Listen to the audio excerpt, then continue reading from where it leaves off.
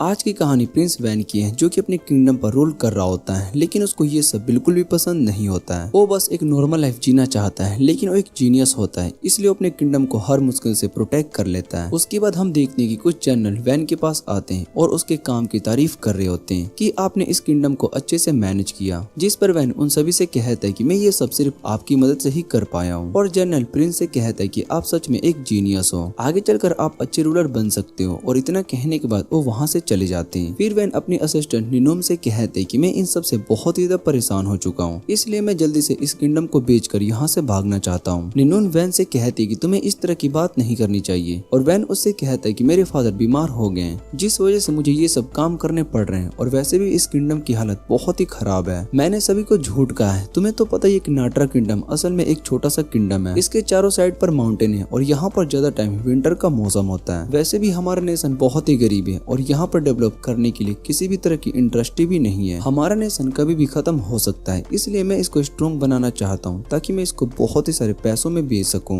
मेरे आगे की कंफर्टेबल लाइफ इस पर डिपेंड करती है। और फिर वहाँ रूम में वैन की छोटी बहन फलाया आ जाती है। वो वैन को बताती है कि मैं फादर के पास से आ रही हूँ और अब उनकी हेल्थ पहले से बहुत ही अच्छी हो चुकी है। वो चलना भी शुरू कर दी है। और इधर वैन उससे कहता है कि जल्दी हमारे पड़ोसी नेशन मॉडर्न और नेट्रा के बीच में वॉर होने वाली है। मॉडर्न में पहले हमारी तरह ही एक गरीब नेशन होता था, लेकिन उन्हें एक गोल्ड माइन मिल गया, जिस वजह से वो सभी अमीर हो गए। उन्होंने अपने नेशन को भी डेवलप कर लिया और वहाँ का रूलर एक बहुत ही बेकार इंसान है। जो सुनने के बाद फलाया बताती है कि मुझे भी इसके बारे में पता है और किंग के सभी लोग भी बहुत ही बेकार हैं। वो सब किंग का साथ सिर्फ अपने फायदे के लिए देते हैं। और वैन बताता है कि अगर ऐसा ही चलता रहा तो मॉडर्न नेशन पूरी तरीके से बर्बाद हो जाएगा, लेकिन इस समय हमारे डिफेंस बहुत ही वीक है, इसलिए वो शायद से हम पर अटैक करने के बारे में सोच रहे हैं। जो सुनकर फलाया वैन से कहती कि मुझे आप पर पूरा भरोसा है कि आप इस नेशन को कुछ भी नहीं होने दोगे। फिर वैन उससे पूछते कि तुम्हें ऐसा क्यों लगता है। और फलाया बताती है कि बाहर सभी सोल्जर्स आपकी तारीफ कर रहे हैं, यहाँ तक कि वो सभी वॉर को लेकर भी बहुत ही एक्साइटेड हैं। जो सुनने के बाद वैन सोचने लगता है कि शायद से उन सभी ने मेरी बात का गलत मतलब समझ लिया है।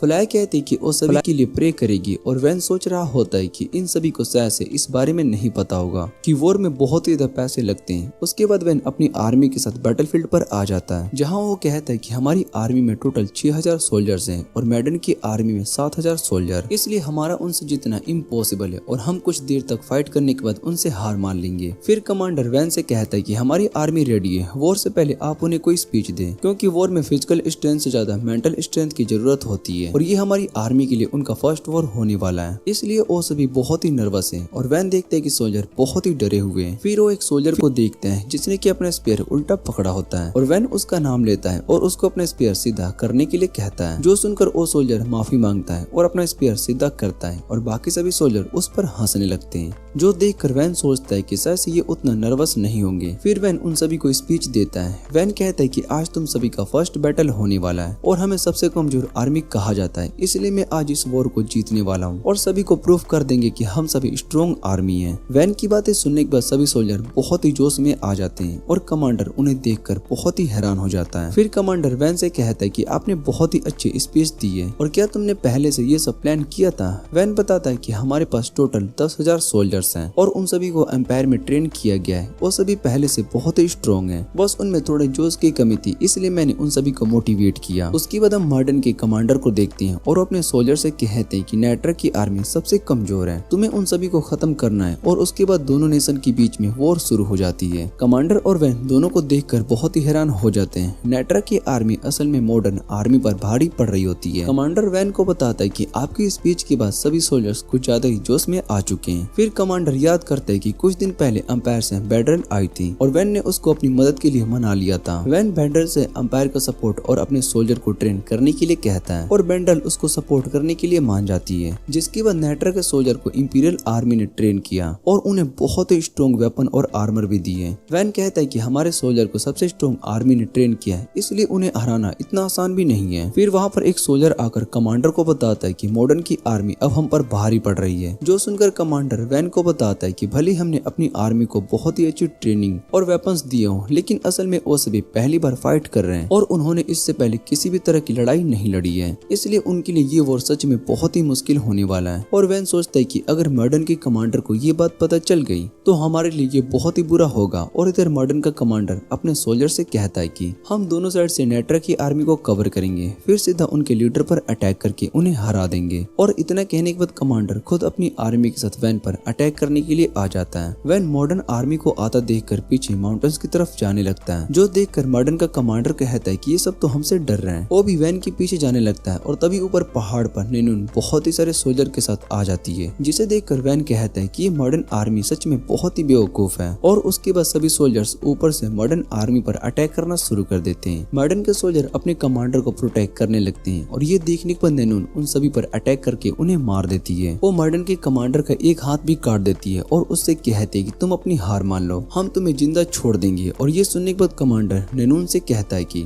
मैं फ्रैन गर्ल के आगे नहीं झुकने वाला हूँ, तुम और तुम्हारी रेस के लोग बहुत ही ज्यादा बेकार होते हैं। और ये सब सुनने के बाद नैनून सीधा कमांडर का सर काट देती है। वो सोल्जर से कहती है कि तुम सभी किसी को भी इस कमांडर के लास्ट वर्ड नहीं बताओगे। उसके बाद नाट्रा आर्मी इस वॉर को जीत जाती है और वैन सोचने लगता है कि अब आगे हमें क्या करना चाहिए। रात को सभी जनरल वैन से कहते कि हमने इस वॉर को बहुत ही आसानी से जीत लिया और अभी हमारे पास बहुत ही अच्छा मौका है, हमें सीधा जाकर मैडन की बाकी हिस्सों पर अटैक करके उन पर कब्जा कर लेना चाहिए। वैन सोच रहा होता है कि इस समय हम बिना किसी परफेक्ट प्लान के कुछ भी नहीं कर सकते, लेकिन हमारे पास मैडन के रिसोर्स पर कब्जा करने का ये अच्छा चांस है। और वैन उन सभी को गोल्ड माइन पर कब्जा करने के लिए कह देता है, जो सुनकर वो सभी जनरल्स बहुत ही हैरान हो जाते हैं। और उन्हें देखकर वैन सोच रहा होता है कि शायद से ये सभी अब इसके लिए मना कर देंगे, वैसे भी हमारे सोल्जर्स थक चुके हैं और वो उन गोल्ड माइंस पर अटैक करने के लिए नहीं जाएंगे। लेकिन जनरल को वैन का आइडिया बहुत ही अच्छा लगता है और वैन से कहते हैं कि हम भी उस गोल्ड माइन पर अटैक करने के बारे में सोच रहे थे। वो सभी इस बात से बहुत ही ज्यादा एक्साइटेड होते हैं और ये देखकर वैन और नैनून दोनों बहुत ही हैरान हो जाते हैं। वैन कमांडर की तरफ देखते हैं और वो स्माइल कर रहे होते हैं। फिर वैन मदद के लिए नैनून की तरफ देखता है। नैनून वैन से कहती है कि मैं इसमें तुम्हारी कोई भी मदद नहीं कर सकती हूँ। फिर रात को नैनून वैन से आकर आगे का प्लान पूछती है और वैन बताता है कि हमारी आर्मी सीधा गोल्ड माइन पर अटैक करेगी। उसके बाद हम अपना डिफेंस स्ट्रॉन्ग करेंगे ताकि जब मॉडर्न की आर्मी वापस से अटैक करने आए हैं तो हम उन्हें रोक सके। और नैनून वैन से कहती कि ये सब इतना आसान नहीं होने वाला है, लेकिन उनके सोल्जर माइन पर भी कब्जा कर लेते हैं। और ये देखने के बाद नैनून और वैन दोनों सोच रहे होते हैं कि अब हमें आगे क्या करना चाहिए। उसके बाद नैनून वैन के रूम में उसको उठाने के लिए आई होती है, जहाँ पर वैन सो रहा होता है। उसको सोता देख कर नैनून सोच रही होती कि भले ये किस तरह का सपना देख रहा होगा। फिर वैन नैनून से कहता है कि हमारी आर्मी इस गोल्ड माइन पर कब्जा कर लिया है और मॉडर्न इसको वापस लेने के लिए आता ही होगा, इसलिए हमें जल्दी से इस गोल्ड माइन का यूज करके ज्यादा से ज्यादा गोल्ड निकालना होगा। और फिर वैन से मिलने के लिए उस गोल्ड माइन का माइनर आ जाता है। वो वैन को एक रिपोर्ट दिखाता है, जो देखकर वैन बहुत ही हैरान हो जाता है और कहता है कि क्या माइन के अंदर से सारा गोल्ड खत्म हो चुका है, जिस पर वो माइनर हाँ कहता है। और ये सुनने के बाद वैन के सारे सपने टूट जाते हैं।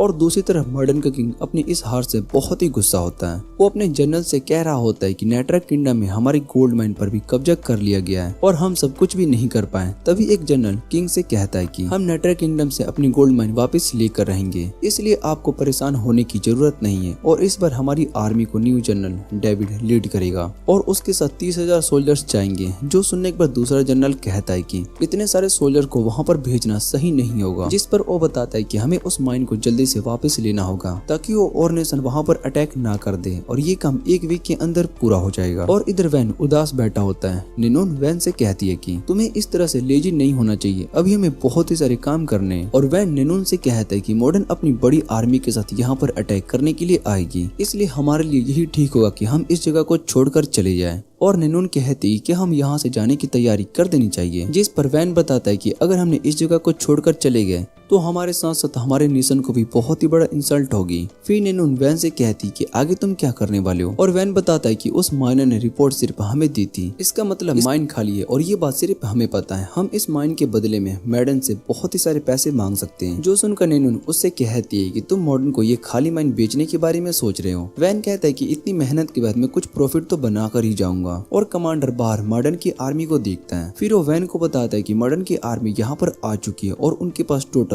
30,000 सोल्जर हैं। हमारे पास सिर्फ 5,000 सोल्जर हैं। और वैन कहता है कि इतने सारे सोल्जर को यहाँ पर ज्यादा दिनों तक नहीं रख सकते हैं, इसलिए हमें बस उन्हें एक वीक तक रोके रहना होगा और उसके बाद हम ये वॉर जीत जाएंगे। दूसरी तरफ डेविड कहता है कि हम पहली बार वाली गलती करने वाले और इस बार नट्रा हमसे बचकर नहीं जा पाएगी। उसके बाद दोनों आर्मी में वॉर हो जाती है और मॉडर्न की आर्मी नट्रा पर भारी पड़ रही होती है। डेविड कहता है कि हमारी आर्मी 3rd फ्लोर तक पहुंच गई है, लेकिन वो इस बात से बहुत ही हैरान था कि नेट्रा की आर्मी भी अब तक इस वॉर में बनी हुई है। इधर फलाया टीचर से पूछती कि मॉडर्न अपने इतने सारे सोल्जर्स के साथ भी नेट्रा को क्यों नहीं हरा पा रहा है। टीचर बताते कि गोल्ड माइन असल में माउंटेन पर है और वहाँ पर एक टाइम पर कुछ ही सोल्जर्स फाइट के लिए जा सकते हैं। एक साथ इतने सोल्जर्स का जाना इम्पॉसिबल है और फ्लाया कहते कि वो सभी पीछे की ओर भी तो जा सकते हैं। फिर टीचर बताते कि पीछे के रास्ते से माउंटेन के रास्ते को खराब कर दिया गया है, इसलिए वहाँ से जाना पॉसिबल नहीं है। इधर डेविड बहुत ही गुस्सा हो रहा होता है कि आखिर हम लोग नाइट्रा को हरा क्यों नहीं पा रहे हैं। तभी वहाँ पर एक सोल्जर आता है और वो डेविड को बताता है कि हमें एक टनल मिली है और उसके बाद मर्डन के कुछ सोल्जर्स उस टनल के पास जाते हैं जहाँ उन्हें नाइट्रा के सोल्जर्स दिखाई देते हैं और मर्डन के सोल्जर उनके पीछे जाने लगते हैं। फिर हमें डेविड का प्लान पता चलता है और डेविड बताता है कि शायद से ये टनल नाइट्रा ने यहाँ से भागने के लिए बनाया है, लेकिन उन्हें इस बारे में नहीं पता है कि हम इस टनल के बारे में जानते हैं, इसलिए वो हम पर अटैक कर सकते हैं। इधर टनल के अंदर मर्डन के सोल्जर्स नाइट्रा के सोल्जर के पीछे भाग रहे होते हैं और वो सोच रहे होते हैं कि कहीं ये कोई ट्रैप तो नहीं है। तभी वैन उस टनल पर क्रॉस का साइन बना देता है और नैनोम उससे कहती है कि तुमने मॉडर्न की आर्मी को बस टनल में फंसा दिया, तुमने पहले से उसमें ट्रैप बनाए थे और तुम ये बात अच्छे से जानते हो कि हम इतने सारे सोल्जर को एक साथ नहीं हरा सकते हैं, इसलिए तुम उनके कमांडर को टारगेट कर रहे हो और जैसे ही कमांडर गलती करते जाएगा उसका कॉन्फिडेंस गिरते जाएगा। दूसरी तरफ डेविड को पता चलता है कि उसके सोल्जर्स असल में उस टनल के अंदर जाकर मर चुके हैं, तो इस बात पर बहुत ही ज्यादा गुस्सा हो जाता है और कहता है कि उसने मुझे बेवकूफ बना दिया। फिर एक सोल्जर डेविड से कहता है कि हमने उनके भागने का रास्ता भी बंद कर दिया है और ये सुनकर डेविड थोड़ा सा शांत हो जाता है। इधर वैन रात को बाहर मॉडर्न के कैंप को देखने के लिए आता है और अपने सोल्जर्स को अटैक करने के लिए कहता है। वो सभी मिलकर मॉडर्न के कैंप पर अटैक कर देते हैं और उनके कैंप को जला देते हैं, जो देखकर डेविड अपने सोल्जर्स से पूछते हैं कि यहाँ पर क्या हो रहा है और सोल्जर्स बताते हैं कि नाइट्रा ने हम पर अटैक कर दिया है। डेविड पूछता है कि वो सभी कितने सोल्जर हैं और वो बताता है कि नाइट्रा के 100 सोल्जर्स ने हम पर अटैक किया है। ये सुनने के बाद डेविड को और ज्यादा गुस्सा आने लगता है और तभी उन्हें कुछ आवाजें सुनाई देती है। सोल्जर उन्हें बताता है कि शायद से वो हम पर अटैक करने के लिए आ रहे हैं और डेविड उस सोल्जर से कहता है कि तुम बाकी सभी सोल्जर्स को लेकर पहरा दो, कोई भी मेरे पास तक नहीं पहुंचना चाहिए। और सुबह उठने के बाद डेविड देखता है कि वहाँ चेक पॉइंट पर बहुत ही सारे पत्थर गिरे हुए होते हैं। फिर उसको समझ में आता है कि रात को जो उसने आवाज सुनी थी वो असल में इन पत्थरों के गिरने की आवाज थी। जैसे ही वो सोल्जर समझ रहे होते हैं, डेविड देखते है कि उस चेक पॉइंट पर वापस से नाइट्रा ने कब्जा कर लिया है। इधर रैन बहुत ही ज्यादा खुश होता है क्योंकि उसका प्लान अच्छे से काम कर रहा होता है और नैनोम बताती कि हमारे पास बहुत ही सारे रिसोर्सेस हैं, हमारे सोल्जर भी पहले से बहुत ही जोश में आ चुके हैं, लेकिन मॉडर्न की आर्मी ने अटैक करना कम कर दिए, क्या वो सभी वापस जाने वाले हैं। और वैन बताता है कि इतना बड़ा लॉस होने के बाद वो सभी खाली हाथ नहीं जाने वाले हैं, लेकिन शायद से कुछ दिन के बाद वो वहाँ से चले जाएंगे। और नैनोन कहती है कि मैं इन पहाड़ों में रहकर बोर हो चुकी हूँ, मुझे वापस से नाइट्रा जाना है। और तभी वहाँ पर एक सोल्जर आता है और वैन को बताता है कि आपसे मिलने के लिए मॉडर्न की आर्मी से सोल्जर आए हैं। फिर वो सोल्जर वैन के पास आता है और कहता है कि मैं यहाँ पर मॉडर्न की तरफ से आया हूँ नेगोशिएशन करने के लिए, मुझे यहाँ पर डेविड ने भेजा है और मैं यहाँ पर कुछ कहने के लिए आया हूँ। वो सब असल में डेविड ने मुझसे कहने के लिए कहा है। फिर वो नाइट्रा सोल्जर की इंसल्ट करने लगता है और कहता है कि ये सब बेवकूफ है। वो सोल्जर वैन से कहता है कि तुम्हें सबसे पहले इस जगह को छोड़ देना होगा, दूसरा तुम अपने सभी वेपन्स और रिसोर्सेस को भी यहीं पर छोड़कर जाना होगा, तुमने जो भी गोल्ड यहाँ से लिया है तुम्हें वो भी यहीं पर छोड़ना होगा, तीसरा तुम हमारे एरिया में बिना परमिशन के आए हो इसलिए तुम्हें फाइन देना होगा। और ये सब सुनने के बाद वैन सोचता है कि ये हमें यहाँ पर सरेंडर करने के लिए कहने आया है, पर वैन उसकी कंडीशन को मना कर देता है, जो सुनने के बाद वो सोल्जर कहता है कि तुम्हारा किंग सच में बहुत ज्यादा बेवकूफ है, इसकी जगह पर तुम्हें किसी और को किंग बना देना चाहिए। जाते हुए वो नैनोम को देखकर कहता है कि तुम इस फ्रेंड गर्ल से दूर ही रहना चाहिए, कोई भी नोबल इन्हें अपने पास नहीं रखता है क्योंकि इन सब से उनकी बहुत ज्यादा इंसल्ट होती है। वो नैनोम के बारे में कुछ और भी बुरा भला बोलने के लिए जा रहा होता है, जो सुनने के बाद वैन को बहुत ही गुस्सा आ जाता है। नैनोम भी वैन को देख रही होती है। फिर वैन उस सोल्जर से पूछता है कि ये सब तुम्हारे कमांडर ने कहने को कहा है, जिस पर सोल्जर हाँ कहता है और वैन कहता है कि तुम अपने कमांडर को सेफ रहने के लिए कह देना। इधर डेविड कहता है कि हमें यहाँ पर 3 वीक्स हो चुके हैं और वो अपने सोल्जर को सीधा अटैक करने का ऑर्डर दे देता है, जिसके बाद मॉडर्न आर्मी सीधा नाइट्रा पर अटैक कर देती है और ये देखकर डेविड बहुत ही खुश हो जाता है। तभी 2 सोल्जर डेविड के कैंप में आ जाते हैं और डेविड उनसे वॉर के बारे में पूछ रहा होता है, लेकिन तभी वो एक सोल्जर का सर उसके सामने फेंकता है और वो असल में उस सोल्जर का सर होता है जो नेगोशिएशन करने के लिए वैन के पास गया होता है। फिर वो दोनों सोल्जर मिलकर सभी गार्ड्स को मार देते हैं और बाद में पता चलता है कि वो सोल्जर असल में वैन और कमांडर होते हैं। वैन को वहाँ पर देखकर डेविड उससे पूछते हैं कि तुम यहाँ पर कैसे आ गए और बाकी सभी सोल्जर्स तुम्हें यहाँ पर आने से नहीं रोका। वैन बताता है कि वो सभी असल में पहाड़ पर फाइट कर रहे हैं, इसलिए उनका यहाँ पर आना पॉसिबल नहीं है। वो डेविड से कहता है कि हम उस टनल से यहाँ पर आए हैं जिसमें तुमने अपने सोल्जर्स को भेजे थे। फिर डेविड कहता है कि तुमने तो उस टनल को बंद कर दिया और वैन बताता है कि मैंने उसके पास एक और टनल बनाई है जो कि उस टनल से जुड़ी हुई थी और उसी रास्ते से हम यहाँ पर आए हैं। डेविड वैन से कहता है कि इतने दिनों में मैं बस तुम्हारे इशारों पर नाच रहा था और वो गुस्से में एक शॉट को उठा लेता है। वो वैन पर अटैक करने के लिए आ रहा होता है, लेकिन तभी वैन अपनी शॉट उसके सर के आर पार कर देता है। वैन डेविड से कहता है कि मेरा यहाँ पर आने का मन नहीं था, लेकिन तुमने निनुम के बारे में बहुत ही बुरा भला कह दिया, जिस बात से मुझे बहुत ही दुख पहुंचा, क्योंकि निनुम मेरा दिल है और अगर कोई उसके बारे में बुरा बोलेगा तो मैं उसको मार डालूंगा। और इतना कहने के बाद वो डेविड को मार देता है। इधर ब्रांडल एक रिपोर्ट में कुछ देखकर बहुत ही हैरान हो जाती है। उसको पता चलता है कि रॉयल एकेडमी से एक ऐसा स्टूडेंट ग्रेजुएट हुआ है जिसने की एकेडमी में टॉप किया है, लेकिन वो एम्पायर से बिलोंग नहीं करता, इसलिए उसकी सारी इन्फॉर्मेशन को हाइड करके रखा गया था। वो जीनियस असल में वैन था। एम्पायर ये नहीं चाहता था कि किसी को भी वैन की सच्चाई पता चले, इससे उनके एम्पायर पर बहुत ही बुरा असर पड़ेगा। और इधर वैन वॉर जीतने के बाद पार्टी कर रहा होता है। फिर निनुम उससे कहती कि मुझे तुमसे कुछ बात करनी है और उसके बाद वो दोनों बैल्कोनी पर आ जाते हैं, जहाँ निनुम उसको बताती कि मॉडर्न कंट्री पर अटैक हुआ था और वो वॉर में हार गई थी। यहाँ तक कि मॉडर्न के किंग भी मारे जा चुके हैं, क्योंकि उन्होंने अपनी आधी आर्मी को यहाँ माइन के लिए भेजा था और कार्विल ने मॉडर्न पर अटैक कर दिया था। मॉडर्न की आधी आर्मी कार्विल का सामना नहीं कर पाई और अब तुम उस माइन का ट्रेड मॉडर्न से नहीं कर पाओगे। जो सुनने के बाद वैन उदास हो जाता है और निनुम उसको एक रिपोर्ट दिखाती है, जो देखकर वैन बहुत ही खुश हो जाता है, क्योंकि उसको पता चलता है कि उस गोल्ड माइन के अंदर अब भी गोल्ड है। और निनुम कहती कि इन गोल्ड से हमारा थोड़ा सा प्रॉफिट तो हो ही जाएगा। फिर वैन कहता है कि अब मैं सभी सोल्जर्स को इस बारे में बता सकता हूँ और वो भी ये न्यूज सुनकर बहुत ही खुश हो जाएंगे। उसके बाद मैं रेस्ट करने के लिए कहीं दूर चला जाऊंगा और वो वहाँ से जा रहा होता है। तभी निनुम उसको रोक लेती है और वो वैन को बताती है कि अभी तुम्हें बहुत ही सारे काम करने हैं। नेशन में नया सिविल बजट भी बनने वाला है और बहुत ही सारी कंट्री के एम्बेसडर भी तुमसे मिलना चाहते हैं, इसलिए तुम्हारे पास थोड़ा सा भी फ्री टाइम नहीं है। और ये सुनने के बाद वैन बहुत ही नाराज हो जाता है। वो कहता है कि मैं जल्दी से इस किंगडम को बेचकर यहाँ से जाना चाहता हूँ। उसके बाद हम देखते हैं कि वैन अपने पास्ट लाइफ को याद कर रहा होता है, जहाँ पर वो स्कूल में अपने दोस्तों के साथ बैठकर बातें कर रहा होता है। उनमें से एक ग्लेन कहता है कि हमें स्मगलर्स को पकड़ लिया है, जो कि बहुत ही मुश्किल था। लोवेल बताते हैं कि हम उस जगह से इसलिए भाग सके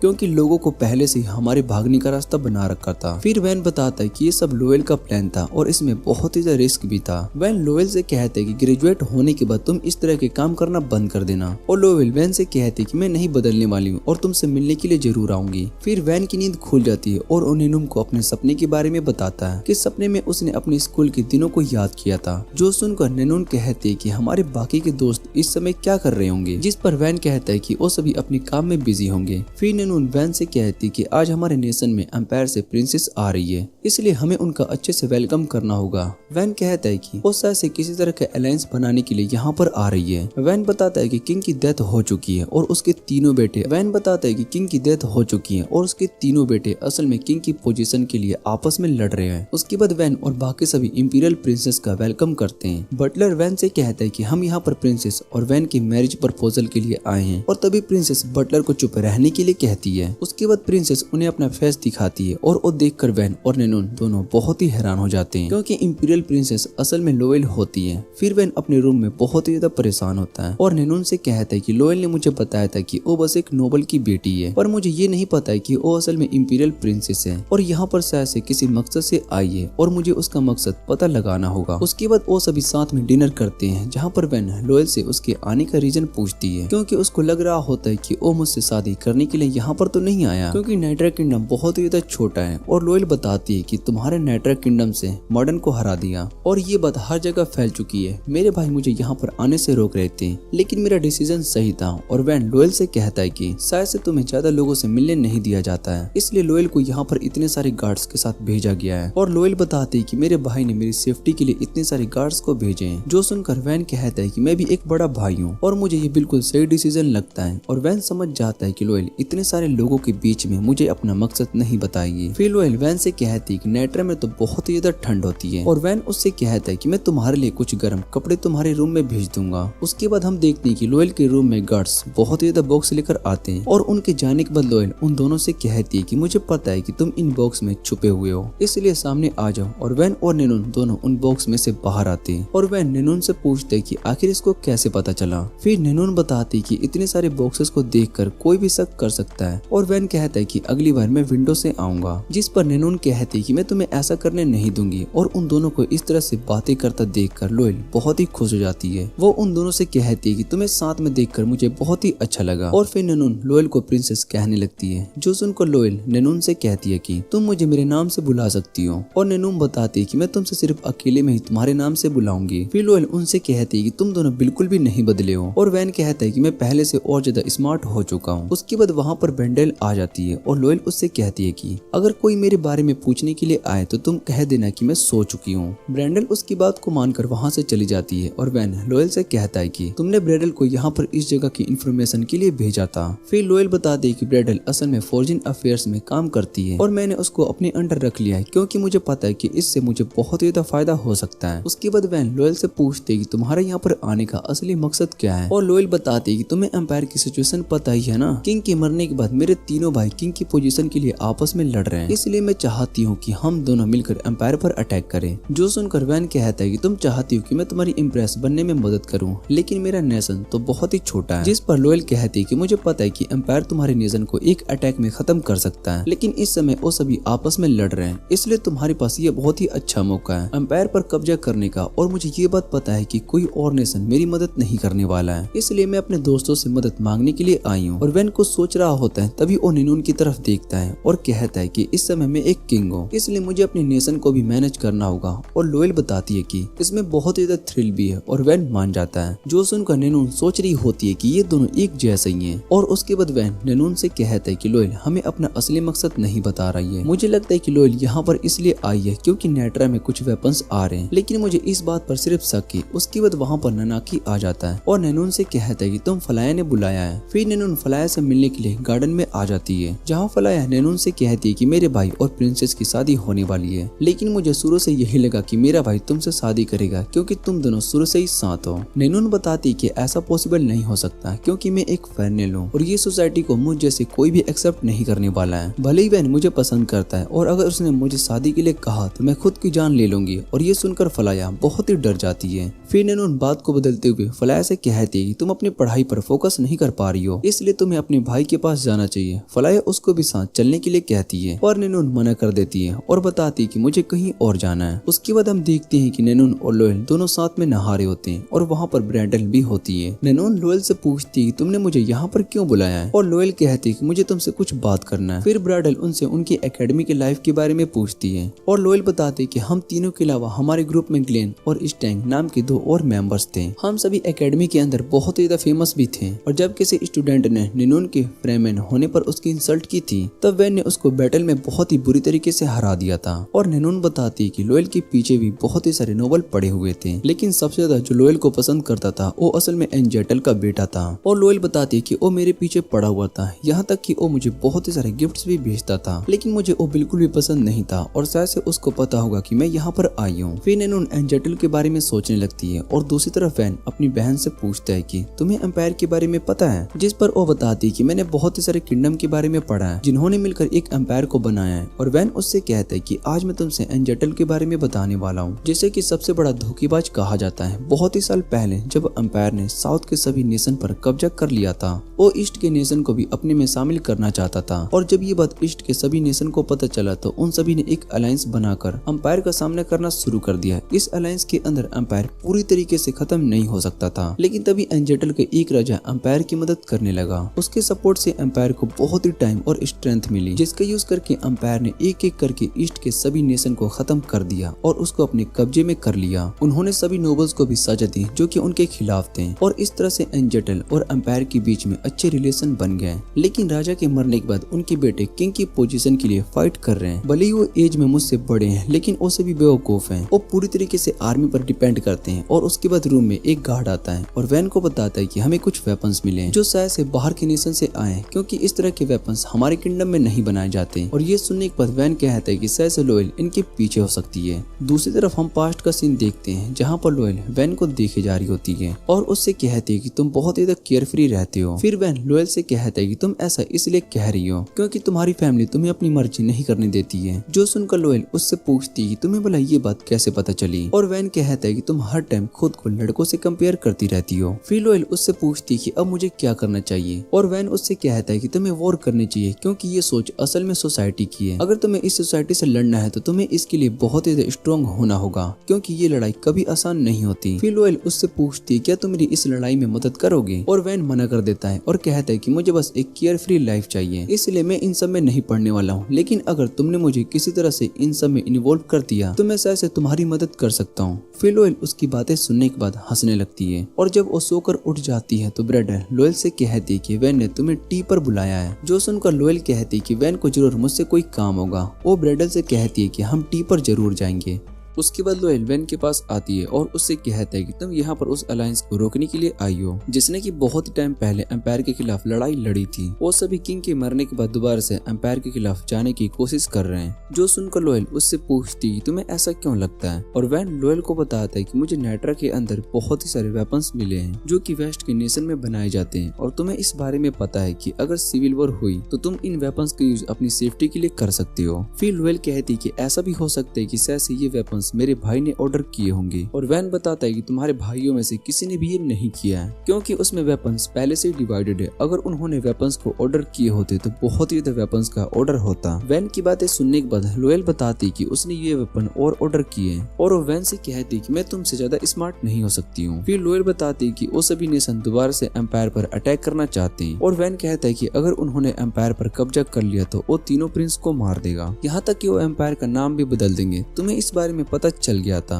और तुम्हें ये बात अपने भाइयों को भी बतानी होगी, लेकिन उन्होंने तुम्हारी बात पर यकीन नहीं किया होगा क्योंकि तुम फैमिली में सबसे छोटी हो, इसलिए तुम उन रिलीजन को खत्म करके एम्पायर को प्रोटेक्ट करना चाहती हो। लोयल बताते हैं कि मार्क्यूस और एंजेटल दोनों ही एम्पायर के सबसे बड़े सपोर्टर हैं, लेकिन वो दोनों ही एम्पायर को खत्म करने के लिए कुछ भी कर सकते हैं, इसलिए मैं उन दोनों नेशन के बीच में वॉर करवाना चाहती हूँ। और वैन लोयल से कहता है कि इसलिए तुम नेट्रा और एंजेटल के बीच में भी फाइट करवाना चाहती हो जिससे कि हमारा नेशन भी खत्म हो सके। और वैन लोयल से कहता है कि अगर मैं तुमसे मार्क्यूस के हवाले कर दूं तो सारी प्रॉब्लम्स दूर हो सकती है, यहाँ तक कि रिबेलियंस में से हमें कोई भी खतरा नहीं होगा। और लोयल बताती है कि तुम ऐसा नहीं करोगे और वैन उससे उसका रीजन पूछता है, जिस पर लोयल बताती है कि निनोन की वजह से, क्योंकि यहाँ के लोग फ्रीमेन रेस को असल में स्लेव की तरह ट्रीट करते हैं और ऐसे लोगों से तुम सबसे ज्यादा नफरत करते हो। फिर वैन कहता है कि मैंने मार्क्यूस और एंजेटल दोनों को लेटर भेज दिया था और उन्हें इन्फॉर्म कर दिया था कि तुम यहाँ पर हो। जो सुनकर लोयल बताती है कि जल्दी दोनों नेशन नाइट्रा पर अटैक करने के लिए आएंगी और उन्हें रोकने के लिए तुम्हें मेरी मदद की जरूरत होगी। पर वैन मना कर देता है और कहता है कि ऐसा नहीं होने वाला है। और लोयल बताती कि अभी निनून यहाँ आकर तुम्हें न्यूज देगी। तभी वहाँ पर निनून आ जाती है और वैन से कहती कि एंजेटल का प्रिंस यहाँ पर आया है। वो दोनों प्रिंस को देखकर बहुत ही हैरान हो जाते हैं और प्रिंस ग्रेडेड वैन से कहता है कि यहाँ पर लोयल को अपनी फीलिंग बताने के लिए आया हूँ। जो सुनने के बाद वैन कहता है कि आज हम रात को साथ में डिनर करेंगे और तब आप प्रिंस से बात कर लेना। दूसरी तरफ गिराड का फादर कह रहा होता है कि गिराड सच में बहुत ही बड़ा बेवकूफ है, शायद से अब एम्पायर पर अटैक करने का प्लान फेल हो सकता है। वो आउल से इस बारे में पूछता है और आउल बताता है कि हमारा प्लान बिल्कुल सही जा रहा है, लेकिन अब सब कुछ बस वैन के एक्शन पर डिपेंड करेगा। दूसरी तरफ वैन कहता है कि प्यार में लोग सच में अंधे हो जाते हैं, लेकिन कोई इतना बेवकूफ कैसे हो सकता है जो कि सीधा दूसरी नेशन में चला जाए। निनोन बहुत ही ज्यादा गुस्सा हो रही होती है क्योंकि उसको गिराड बिल्कुल भी पसंद नहीं होता और वो वैन से कहती है कि हमारे लेटर को पहुंचने में ज्यादा टाइम लग गया होगा, क्या अब एंजेटल हम पर अटैक करने के लिए नहीं आएंगे? और प्रिंसेस कुछ ऐसा ही प्लान कर सकती है जिससे कि नाइट्रा और एंजेटल के बीच में वॉर हो सके। जिस पर वैन कहता है कि मुझे ऐसा नहीं लगता, लेकिन जब गिराड यहाँ पर आ चुका है तो वो उसका यूज करके रेबिलियन से सच का पता कर सकती है। निनोन वैन से पूछती क्या लोयल सच में गिराड से शादी कर सकती है और वैन बताता है कि लोयल अपने मकसद को पूरा करने के लिए कुछ भी कर सकती है। उसने आगे सब कुछ प्लान करके रखा होगा क्योंकि उसको एम्पायर को प्रोटेक्ट करना और साथ में इम्पीरियस को भी बनाना है। वो अपने इस नए ड्रीम को पूरा करने के लिए सब कुछ करेगी। और निनोन पूछती है क्या नाइट्रा भी उसका इसमें साथ देगा? वैसे अगर हम उसके साथ भी हो जाए तब भी तुम एम्पायर से नहीं जीत सकते हो। और वैन बताता है कि हमारा उसके साथ रहने से उसके पीछे के पॉलिटिकल सपोर्ट रहेगा। फिर निनोन कहती कि अब एंजेटल के पास कोई भी रीजन नहीं है जिससे कि वो हम पर अटैक कर सके और वैन को उसकी बात सही लगती है, लेकिन वो बताता है कि अभी भी मुझे एक बात पर शक है। और दूसरी तरफ लोयल ब्रेडल को बताती कि मैं गिराड के करीब जाकर उससे सारा सच पता करूंगी। मैं अगर उसको रेबिलियन के सच के बारे में बता दूं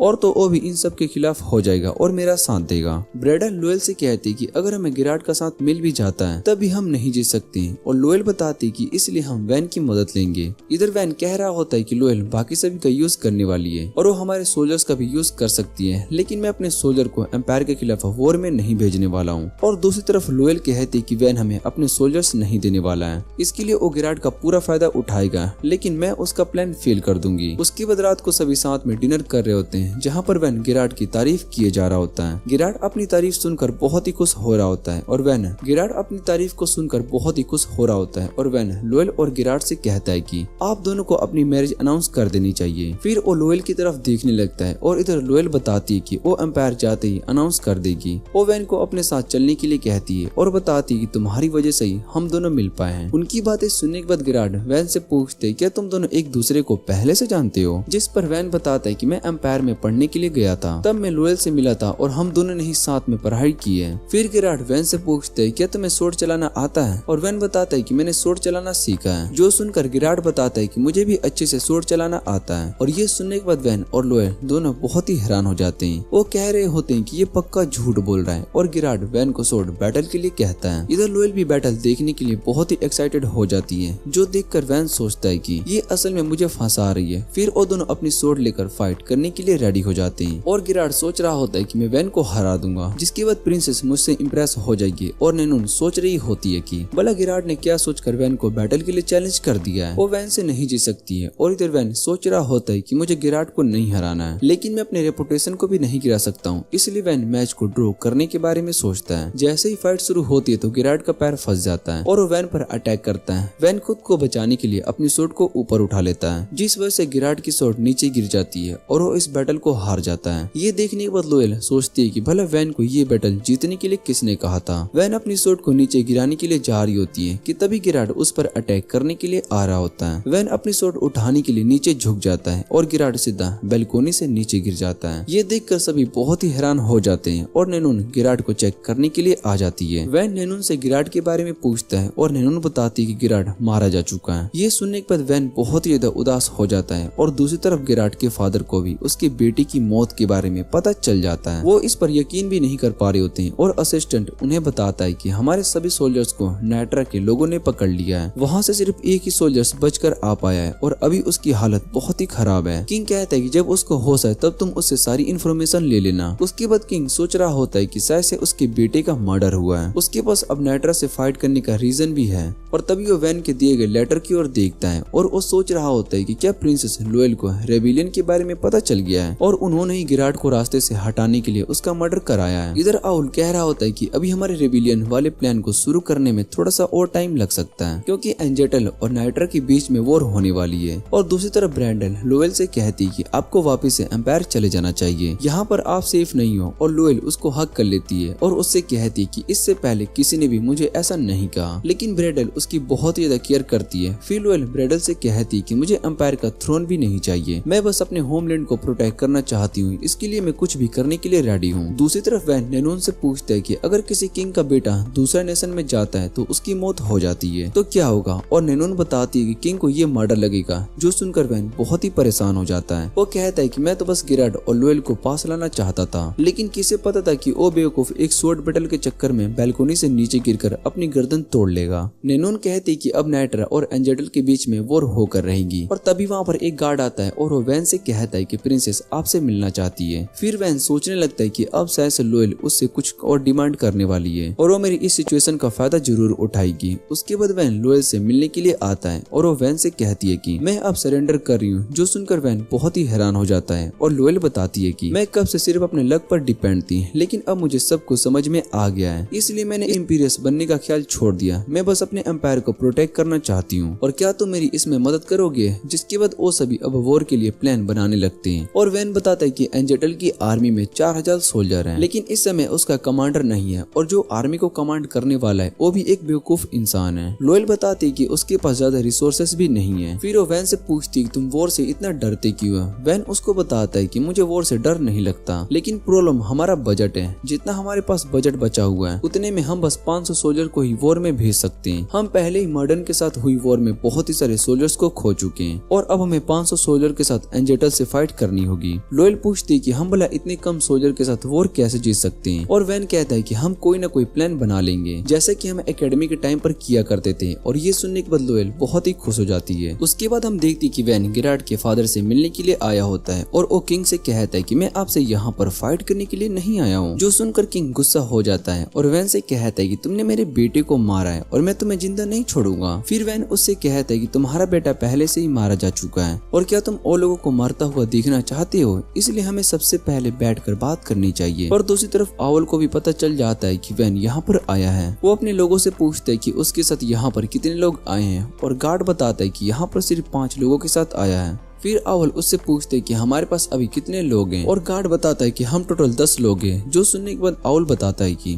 हम सभी प्रिंस वैन पर अटैक करके उसको मार देंगे। और दूसरी तरफ वैन किंग से कहता है कि प्रिंसेस को आपके प्लान के बारे में पता चल गया है। किंग वैन की बात सुनकर थोड़ा सा डर जाता है। फिर वो वैन से पूछते है कि तुम आखिर किस बारे में बात कर रहे हो। फिर वैन बताता है कि प्रिंसेस को तुम्हारे रिबेलियन वाले प्लान के बारे में सब कुछ पता चल गया है, इसलिए अच्छा यही होगा कि तुम अब सारे प्रूफ हमें दे दो। अगर तुमने यहाँ पर मुझे मारने की कोशिश की तो बाद में मैं तुम्हें सजा दी जाएगी और इससे बचने का तुम्हारे पास एक ही रास्ता है। हम एम्पायर में सभी को ये बात बताएंगे कि तुम्हारे बेटे ने एम्पायर के खिलाफ जाने की कोशिश की थी और उसने तुम्हें भी अपने प्लान में ट्रैप कर लिया था और इस तरह से तुम्हें लोगों से सिंपैथी भी मिल जाएगी। और उसकी बातें सुनने के बाद किंग वैन से कहता है कि तुम मेरे बेटे को इन सब में फंसा रहे हो। जिस पर वैन कहता है कि तुम्हारा बेटा अब मर चुका है, इसलिए इन सब से कोई फर्क नहीं पड़ता और वैसे भी तुम्हें सजा मिलकर रहेगी क्योंकि गिराड असल में तुम्हारा ही बेटा था। और ये सब सुनने के बाद किंग वैन से कहता है कि मुझे सोचने के लिए थोड़ा सा टाइम और चाहिए। वैन उसकी बात मानकर वहाँ से जाने लगता है और वैन से उसका गार्ड पूछता है कि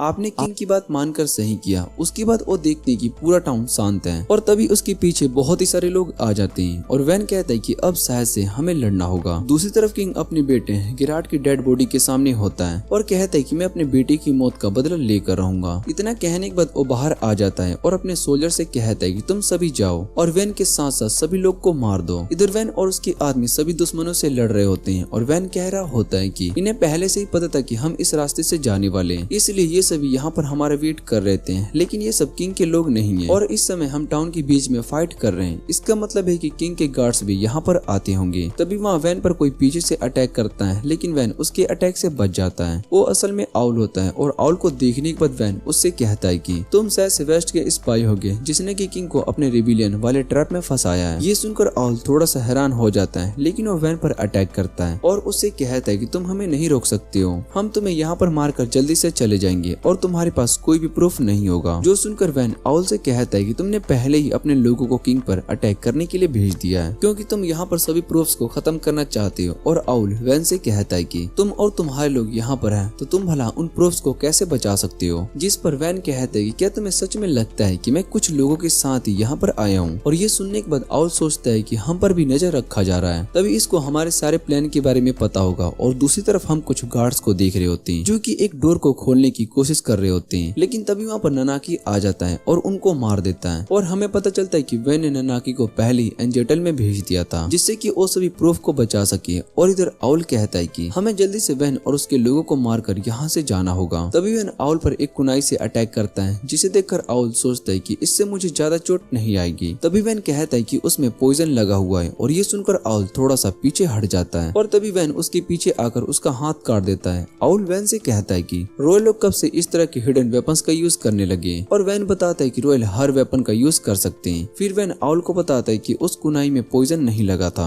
और वो उससे पूछते हैं कि तुम भी फाइट करना चाहते हो। जो सुनकर आउल अपने लोगों के साथ वहाँ से भाग जाता है और वैन के गार्ड्स उनके पीछे जाने की बात करते हैं, पर वैन मना कर देता है। वो कहता है कि अभी हमें और भी इम्पोर्टेंट काम करने हैं। और दूसरी तरफ किंग अपने लोगों के साथ वैन पर अटैक करने के लिए आ गया होता है। वैन अपने गार्ड को बताता है कि अब हमें प्लान बी का यूज करना होगा और वो सभी प्लान बी के बारे में पूछते हैं, जिस पर वैन सभी को भागने के लिए कहता है। इधर किंग अपने गार्ड से कहता है कि हम वैन और उसके लोगों को वापस से नाइट्रा में जाने नहीं दे सकते। फिर उसको वैन और उसके गार्ड भागते हुए दिखाई दे रहे होते हैं और किंग कहता है कि अब मैं अपने बेटे की मौत का बदला लेकर रहूंगा। लेकिन आगे जाकर किंग देखता है कि वहाँ पर नाइट्रा के बहुत ही सारे सोल्जर्स पहले से ही वहाँ पर खड़े हैं। उन्हें देखकर किंग बहुत ही ज्यादा हैरान हो जाता है और बाद में हमें वैन का प्लान पता चलता है। वैन लोयल और ननून को बता रहा होता है कि हमारे प्लान के पास होने का 50% चांस है और उसके बाद किंग हमें मारने मारने के लिए बहुत ही सारे अपने सोल्जर्स को हमारे पीछे भेजेगा। इसलिए हम नाइट्रा की आर्मी को बॉर्डर पर रखेंगे और वैसे भी किंग इतने कम टाइम में बस कुछ सोल्जर्स को ही अपने साथ लेकर आएगा। तब हम उसको अपने ट्रैप में फंसा लेंगे। फिर नैनोन वैन से पूछती है कि क्या किंग को पकड़ना ही हमारा मेन मकसद नहीं है, जिस पर वैन बताता है कि किंग बहुत ही ज्यादा जिद्दी है, इसलिए मैंने उसके लिए एक और प्लान बनाया है। फिर उसके बाद किंग के गार्ड्स उससे कहते कि हमें पास के चेक पॉइंट पर चले जाना चाहिए। तभी अपने पीछे कुछ और सोल्जर्स को आते हुए देखता है। उन्हें देखकर किंग सोच रहा होता है कि कहीं यही नाइट्रा के सोल्जर्स तो नहीं है, और तभी उनके फ्लैग को देखता है और उसको पता चलता है कि वो असल में इंपीरियल आर्मी से हैं। किंग उन्हें देखकर बहुत ही खुश हो रहा होता है और वो सोचता है कि एम्पायर अब उसकी मदद करेगा, लेकिन असल में वो सभी सोल्जर्स प्रिंसेस के होते हैं। बटलर प्रिंसेस से कहता है कि आपको इन सब में इन्वॉल्व होने की कोई जरूरत नहीं है, हम सब कुछ मैनेज कर लेंगे। पर लोएल मना कर देती है और बताती है कि मुझे इन सब में बहुत ही मजा आता है। उसके बाद किंग प्रिंसेस से मिलने के लिए उसके कैंप में आता है, जहाँ पर वैन भी होता है, और किंग सोच रहा होता है कि मुझे यहाँ से बचने के लिए कुछ तो करना होगा। फिर वो प्रिंसेस से पूछते हैं कि वैन और उसके सोल्जर्स यहाँ पर क्या कर रहे हैं, और ये पूरी जगह एम्पायर की है, तो भला नाइट्रा के सोल्जर यहाँ पर क्या काम है। किंग सोचता है कि अगर मैं वैन के खिलाफ सवाल करूंगा तो शायद से प्रिंसेस कुछ भी नहीं कर पाएगी। तभी एम्बेसडर बताता है कि नाइट्रा के सोल्जर और एम्पायर दोनों यहाँ पर नोटिस करने के लिए आए हैं। फिर हम दूसरे एम्बेसडर को देखते हैं जो कि नैनून के साथ बैठकर बात कर रहा होता है, और नैनून उन्हें अपने प्लान के बारे में बता रही होती है। वो एम्बेसडर से कहती है कि हमें अपने प्लान को पूरा करने के लिए दोनों की तरफ आर्मी की जरूरत होगी, और एम्बेसडर उसकी बात मान लेता है। वो कहता है कि एंजेटल की वजह से हमें बहुत ही प्रॉब्लम हुई है, और इधर किंग को सब कुछ पता चलता है। तो वो वैन से कहता है कि क्या तुमने पहले से ये सब प्लान किया था। वो अब बहुत ही उदास हो जाता है और उसको लगता है कि अब शायद से मैं नहीं बच सकता हूँ। और तभी वैन किंग के पास आता है और उससे कहता है कि आपकी हालत तो बहुत ही खराब लग रही है। फिर लोएल किंग से कहता है कि तुम्हें सब कुछ बताना होगा, वरना तुम्हें पता है कि आगे तुम्हारे साथ क्या हो सकता है। इधर किंग सोचता है कि शायद से अब मुझे अपनी जिंदगी और मौत के बीच में किसी एक को सिलेक्ट करना होगा। वो प्रिंसेस को रेबिलियन के बारे में सब कुछ बताने लगता है, और उसके बाद हम देखते हैं कि लोएल नैनोन को उसकी मदद के लिए थैंक्स कह रही होती है। लोएल बताती है कि अब हमें यहाँ से जाना होगा, और नैनोन उससे पूछती है कि क्या तुम अपनी मैरिज प्रपोजल को तोड़ने वाली हो, जिस पर वो बताती है कि इस समय एम्पायर की हालत सही नहीं है, इसलिए मुझे ये डिसीजन लेना होगा। और नैनोन उससे पूछती है कि तुम्हें वैन पसंद नहीं है। ये सुनने के बाद लोएल उससे पूछती है कि तुम्हें इस बारे में कैसे पता है, और नैनोन बताती है कि मुझे ये बात एकेडमी के दिनों से पता है। जो सुनकर लोएल का फेस रेड हो जाता है, और वो बताती है कि मेरे अंदर वैन के लिए कुछ फीलिंग्स हैं, लेकिन मैं उसको नहीं बता सकता हूँ। उसके बाद वैन लोएल से कह रहा होता है कि अब सब कुछ सॉल्व हो चुका है, इससे आगे तुम सब कुछ अच्छे से मैनेज कर सकती हो। फिर लोएल वैन से पूछती है कि तुमने आखिर इतना रिस्क क्यों लिया। तुम चाहते तो अपनी कोई भी स्पाई को भेजकर किंग पर अटैक करवाना चाहते थे, या तुम उन्हें टॉर्चर भी करके सारा कुछ बाहर निकलवा सकते थे। और वैन बताता है कि मैंने इस बारे में सोचा था, लेकिन मैं तुम्हें दिखाना चाहता था कि तुम भी ये सब कर सकती हो। ये सुनने के बाद लोएल कहती है कि तुमने ये सब मेरे लिए किया, और उसको वैन की बात याद आती है। वैन ने उससे कहा था कि वो उसकी मदद जरूर करेगा। फिर उसके बाद लोएल वहाँ से जाने लगती है, और जाते हुए भी वो नैनून और वैन के बारे में सोच रही होती है कि उन दोनों का रिलेशन सच में बहुत ही अच्छा है। भले नैनून को बहुत ही क्रिटिसाइज किया जाता है, लेकिन वैन हमेशा उसका साथ देता है, और मैं चाहती हूँ कि दोनों हमेशा साथ रहें। उसके बाद वैन और नैनून दोनों कार्विन की ओर जा रहे होते हैं, और वैन बता रहा होता है कि कार्विन का किंग ने हमें इनवाइट किया है, लेकिन मैं यहाँ पर नहीं जाना चाहता हूँ, क्योंकि यहाँ जाने से मैं सिर्फ मुश्किल में ही पड़ूंगा। मुझे नहीं लगता कि मैं वहाँ तक सही हालात में भी पहुँच सकता हूँ। और नैनून वैन से अपने बालों के बारे में पूछ रही होती है। उसने अपने बालों का कलर ब्लैक करवा लिया होता है, क्योंकि कार्विन के लोगों को फ्रेमिन लोग बिल्कुल भी पसंद नहीं होते। वैन नैनून से कहता है कि मुझे तुम्हारे व्हाइट बाली अच्छे लगते थे। और इधर फ्लाया अपने टीचर से लिविटेशन फेस्टिवल के बारे में पूछती है, जिस पर उसके टीचर बताते हैं कि ये फेस्टिवल असल में लेविता के अंदर मनाया जाता है। इसके पीछे एक स्टोरी है, जहाँ पर एक स्ट्रॉन्ग डीमन को लेविथिया के फादर, जो कि गॉड को बहुत ज्यादा मानते थे, उन्होंने उस डीमन को हरा दिया, और उसके बाद से सभी उनकी मदद से इस फेस्टिवल को मनाते हैं। फिर फ्लाया कहती कि कार्विन ने मेरे भाई को उस फेस्टिवल में इनवाइट किया है, और शायद से वो नाइट्रा के साथ अपने रिलेशन को स्ट्रॉन्ग बनाना चाहते हैं। इधर नैनून वैन से कहती कि तुम वहाँ पर कोई भी गड़बड़ नहीं करोगे, और वैन कहता है कि मैं ऐसा कुछ भी नहीं करने वाला हूँ जिससे कि हमें आगे चलकर बहुत ही परेशानी हो। और उसके बाद गार्ड वैन से कहता है कि हम मर्डन गोल्ड माइन के पास पहुंच चुके हैं, जहाँ पर वैन उससे माइनर से मिलता है और डिनर करता है। फिर माइनर वैन को बताता है कि उन्होंने काम के लिए और सारे माइनर को हायर किए, जिससे कि उनका काम बहुत ही जल्दी होने लगेगा, और हमें वहाँ पर और भी माइंस मिल रहे हैं। और ये सब सुनने के बाद वैन बहुत ही खुश हो जाता है, और अपने मन में सिर्फ गोल्ड के बारे में ही सोचे जा रहा होता है। फिर वैन माइनर से कहता है कि तुम्हें इतनी जल्दी भी नहीं करनी चाहिए, क्योंकि हमारे दुश्मनों की नजर भी इस माइन पर पड़ चुकी है। हगर भी अभी यहाँ पर नहीं है, अगर वो होते तो मुझे इन सब के लिए परेशान होने की कोई जरूरत नहीं होती। फिर गार्ड वैन से पूछते कि आखिर हगर ने रिटायर क्यों ले लिया। और वैन बताता है कि हगर ने फाइट में बहुत ही अच्छा परफॉर्मेंस किया था,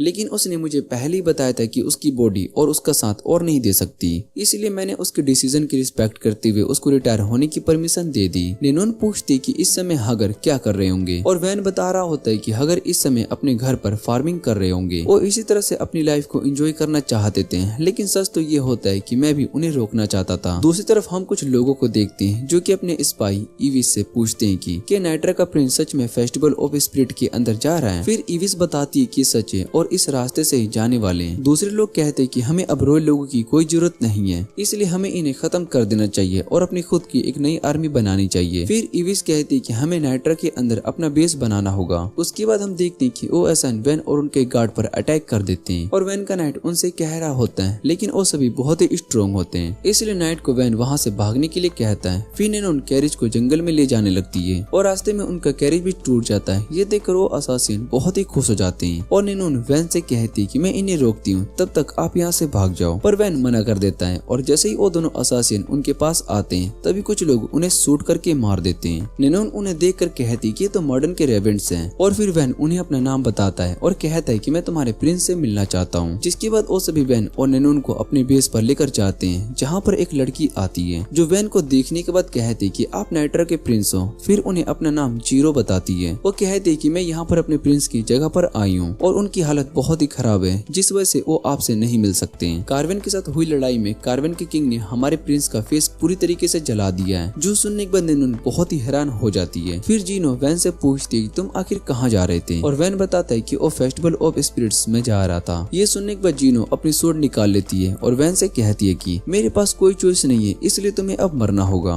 उसके कुछ देर के बाद हम देखते हैं कि वैन और जीनो बहुत ही अच्छे से बात कर रहे होते हैं। गार्ड बताता है कि वैन सच में एक जीनियस है और बहुत ही मुश्किल सिचुएशन से बाहर आ जाता है और उसने एक अलायंस भी बना लिया है। फिर नेनोन कहती है कि मुझे लगा था कि इस बार हम नहीं बच पाएंगे, और उसके बाद हमें पास्ट का सीन दिखाया जाता है जहाँ वैन हंसने लगता है और जीनो से पूछते है कि मुझे मारने से तुम्हें क्या हासिल होगा, जिस पर जीनो कहते है कि मैं तुम्हारे और कार्वेन के बीच अलायंस को तोड़ सकती हूँ। फिर वैन कहता है कि तुम्हें क्या लगता है कि तुम अपनी आर्मी से कार्वेन को हरा सकती हो? कार्वेन के पास टोटल 20,000 सोल्जर हैं, जबकि तुम्हारे पास एक या सिर्फ 2,000 ही सोल्जर होंगे, और तुम अपनी इस छोटी सी आर्मी के साथ कार्वेन को नहीं हरा सकती हो। वैन की बातें सुनने के बाद जीनो उससे पूछती है कि तुम कह रहे हो कि मैं तुम्हें यहाँ से जाने दूं, जिस पर वैन उससे कहता है कि मेरे पास एक अच्छा प्रपोजल है जिससे कि हम दोनों को बहुत ही फायदा हो सकता है। हम दोनों को मिलकर काम करना चाहिए। तुम कुछ सोल्जर्स को मेरे साथ कार्वेन भेज दो, जिससे कि मैं पता लगा सकूं कि कार्वेन के सोल्जर ने मुझ पर अटैक क्यों किया था। और जीनो वैन से पूछती तुम्हें कैसे पता है कि वो सोल्जर कार्वेन के हैं। फिर वैन बताता है कि मुझे कार्वेन के बारे में ज्यादा पता नहीं है, लेकिन मुझे यहाँ पर जाना होगा, इसलिए मैं चाहता हूँ कि कोई मेरे साथ वहाँ पर आए, और वैसे भी वहाँ पर होली इलाइट्स के मेंबर्स भी होंगे। हम उनसे बात करके उनसे मदद भी मांग सकते हैं। और वैन की बातें सुनने के बाद जीनो अपनी स्वॉर्ड को वापस से रख लेती है। वो वैन से कहती है कि तुम्हारा प्रपोजल सच में बहुत ही अच्छा है, लेकिन मैं तुम पर ट्रस्ट नहीं कर सकती हूँ। क्या पता कि तुम ये सब सिर्फ यहाँ से भागने के लिए कह रहे हो। और वैन कहता है कि ट्रस्ट की वैल्यू तभी की जाती है जब उसे तोड़ने का चांस बहुत ही ज्यादा हो, क्योंकि तुमने भी बहुत ही सारे सिचुएशन से निकलने के लिए झूठ बोला होगा, लेकिन फिर तुम ऐसी सिचुएशन में किस पर ट्रस्ट करना है, इससे ही तुम्हें एक अच्छा कनेक्शन बना सकते हो। वैन की बातें सुनने के बाद जीनो बहुत ही खुश हो जाती है और वैन से कहती है कि शायद से मैं तुम पर ट्रस्ट कर सकती हूँ। वो वैन से कहती है कि मैं इस अलायंस के बारे में प्रिंस को भी बता दूंगी। और वैन कहता है कि मेरा और प्रिंस का गोल सेम है। उसके बाद हम नेनोन को देखते हैं जो कि वैन के आइडिया से बहुत ही ज्यादा खुश होती है। फिर वैन और बाकी सभी टेस्टोरिया पहुंच जाते हैं जो कि कार्वेन का कैपिटल होता है। उसके बाद वैन उन्हें अपना प्लान बताता है और कहता है कि मैं कार्वेन के किंग से मिलने के लिए जाऊंगा और मेरे साथ रैलकेम जाएगा। और नेनोन से कहता है कि तुम दूसरी टीम को लीड करोगी और यहाँ की सारी इन्फॉर्मेशन के बारे में पता करोगी। फिर वो जीनो से पूछते है कि तुम क्या करने वाली हो, और जीनो बताती है कि मैं भी अपनी टीम के साथ यहाँ पर इन्फॉर्मेशन निकालने के लिए जाऊंगी। जो सुनकर वैन उससे कहता है कि तुम्हें नेनोन के साथ मिलकर काम करना चाहिए। फिर वैन और रेक्लम दोनों कार्वेन के कमांडर के साथ किंग के पास जा रहे होते हैं और उन्हें देखने के बाद रेक्लम अपनी स्वॉर्ड निकाल रहा होता है, लेकिन वैन उसको रोक लेता है। और फिर वैन उससे कहता है कि उसके साथ वाले सोल्जर के हाथ पर चोट लगा है, हम पर जिसने अटैक किया था, और उसके भी हाथ पर वही एरो लगा था। इसका मतलब हो सकता है कि उन्होंने ही हम पर अटैक किया होगा, लेकिन इस बात का हमारे पास कोई प्रूफ नहीं है, इसलिए हमें आगे देखना चाहिए। और तभी वहाँ पर कार्वेन का किंग आ जाता है। वो वैन को को देखकर बहुत ही खुश हो जाता है और उससे कहता है कि मैं तुमसे बहुत ही टाइम से मिलना चाहता था। फिर वो वैन को अपने साथ लेकर जाने लगता है और उससे कहता है कि हमें बैठकर बात करनी चाहिए। दूसरी तरफ जिनो किसी को भी देखकर बहुत ही गुस्सा हो जाती है और उसको मारने के लिए जा रही होती है, लेकिन निनून वहाँ पर आकर उसको रोक लेती है। फिर निनून जिनो से कहती है कि तुम्हें इस बात का पता भी है कि तुम किसी को मारने की कोशिश कर रही थी, और जिनो उसको बताते कि उस आदमी का नाम होलोनी है। उसने मॉर्डन को धोखा दिया था, जिस वजह से मॉर्डन कार्विन से हार गई, वरना हमारी आर्विन कार्विन से नहीं हार सकती थी। फिर निनून उससे पूछती है कि क्या तुमने अपनी फैमिली को खो दिया, और जिनो बताती है कि इस वॉर में उसकी फैमिली भी मारी गई, लेकिन ये सब बस इसके कारण हुआ था। और निनून बताती है कि उसने मॉर्डन को धोखा असल में कार्विन का ट्रस्ट जीतने के लिए किया था। मुझे पता है कि तुम उस आदमी को मारना चाहती हो, पर इस समय हम ऐसा नहीं कर सकते क्योंकि इससे वैन प्रॉब्लम में फंस सकता है। जिनो निनून की बात मान लेती है और निनून वैन के बारे में सोच रही होती है। इधर किंग वैन को अपने साथ एक रूम में ले आता है जहाँ वो सभी होली इलाइट्स को वैन के बारे में बताता है। वैन उन सभी को वहाँ पर देखकर सोचने लगता है कि ये सब यहाँ पर क्या कर रहे हैं, और इस तरह से तो मेरा प्लान भी फेल हो जाएगा। तभी उसमें से एक वैन को देखकर कहती कि नाइट्रा का प्रिंस यहाँ पर क्या कर रहा है। फिर किंग उन सभी से कहता है कि मैं चाहता हूँ कि प्रिंस वैन भी होली इलाइट्स का एक मेंबर बने, और ये सुनने के बाद वैन बहुत ही हैरान हो जाता है। फिर वैन निनून को बताता है किंग उसको होली इलाइट का मेंबर बनाना चाहते हैं, जो सुनकर निनून भी बहुत ही हैरान हो जाती है। वो वैन से पूछती है कि होली का मेंबर होने के लिए तुम्हें फाउंडर के ब्लड लाइन से रिलेटेड होना होगा, ये तो उनके डिसेबल फैमिली से ही होगा। और वैन बताता है कि वो असल में उसके डिसेबल फैमिली से ही बिलोंग करता है। हमारा नाइट्रा किंगडम असल में उसके ब्लड लाइन से ही है, इसलिए मैं होली इलाइट का ही मेंबर बन सकता हूँ। फिर निनून उससे पूछती है कि क्या तुम सच में होली इलाइट को ज्वाइन करने वाले हो, और वैन बताता है कि इसमें क्या फायदा है, इससे वो अपने और कुछ भी कनेक्शन भी बना सकता है और होली इलाइट के बाकी मेंबर से बहुत ही सारी इन्फॉर्मेशन भी पता कर सकता है। फिर निनून उससे पूछते क्या तुम जिनो को भी अपने साथ लेकर जाओगी, और वैन हाँ कहता है। उसके बाद वैन और जिनो सबसे पहले कमेला से मिलने के लिए जा रहे होते हैं, और वैन बताता है कि वो यहाँ के चर्च में रहती है। फिर वैन कमेला के पास आता है और उससे कहता है कि आप होली इलाइट के मेंबर होने के साथ साथ इस चर्च में एक प्रीस्टेस भी है। उसके बाद कमेला उससे कहती है कि तुम होली इलाइट के मेंबर बनने के लिए काबिल हो, लेकिन तुम्हें एक कंडीशन को पूरा करना होगा। वैन उस कंडीशन के बारे में पूछता है और कमेला उससे कहती है कि तुमने मॉर्डन की आर्मी के साथ वॉर करके उन्हें हराया था, जिससे कि वहाँ के लोगों को अपने बुरे किंग से आजादी मिल पाई है। और वैन सोच रहा होता है कि ये सब झूठ है। फिर कमेला कहती है कि तुमने कार्विन के साथ मिलकर मॉर्डन को हराया था, लेकिन अभी भी मॉर्डन के कुछ लोग बचे हुए। हम चाहते हैं कि वो सभी अब कार्विन का हिस्सा बन जाए, और जो ऐसा करने से मना करते हैं हम उन सभी को मारना होगा। इस तरह से हम मॉर्डन के सभी लोगों को खत्म करके उनकी डेड बॉडीज को पूरे एम्पायर में दिखाएंगे, जिससे कि उन सभी को प्रूफ मिल सकेगी उनका नेशन अब बुरे लोगों से पूरी तरीके से आजाद है। फिर कमेला जिनो की तरफ देखती है और उससे पूछती है कि क्या तुम्हारी हालत खराब हो रही है, और जिनो बताती है कि वो बिल्कुल ठीक है। वैन उसकी बातें सुनने के बाद वहाँ से चला जाता है और कमेला आउल से कहती है कि क्या तुम्हें अब सब कुछ सही लग रहा है। आउल कमेला से कहती है कि अगर उन्होंने वायलेंस करना शुरू कर दिया, और कमेला बताती है कि इससे उन्हें ही फायदा होगा। दूसरी तरफ निनून कार्विन के कमांडर और होलोनी पर नजर रखे हुए होती है। फिर उसको पता चलता है कि उन्होंने वैन को मारने के लिए एक प्लान बनाया है, जो सुनकर वो बहुत ही हैरान होती है। दूसरी तरफ इविस और उसके लोगों ने मॉर्डन के गोल्ड माइन के हेड को पकड़ कर रखा होता है। इधर आउल कमेला से पूछता है कि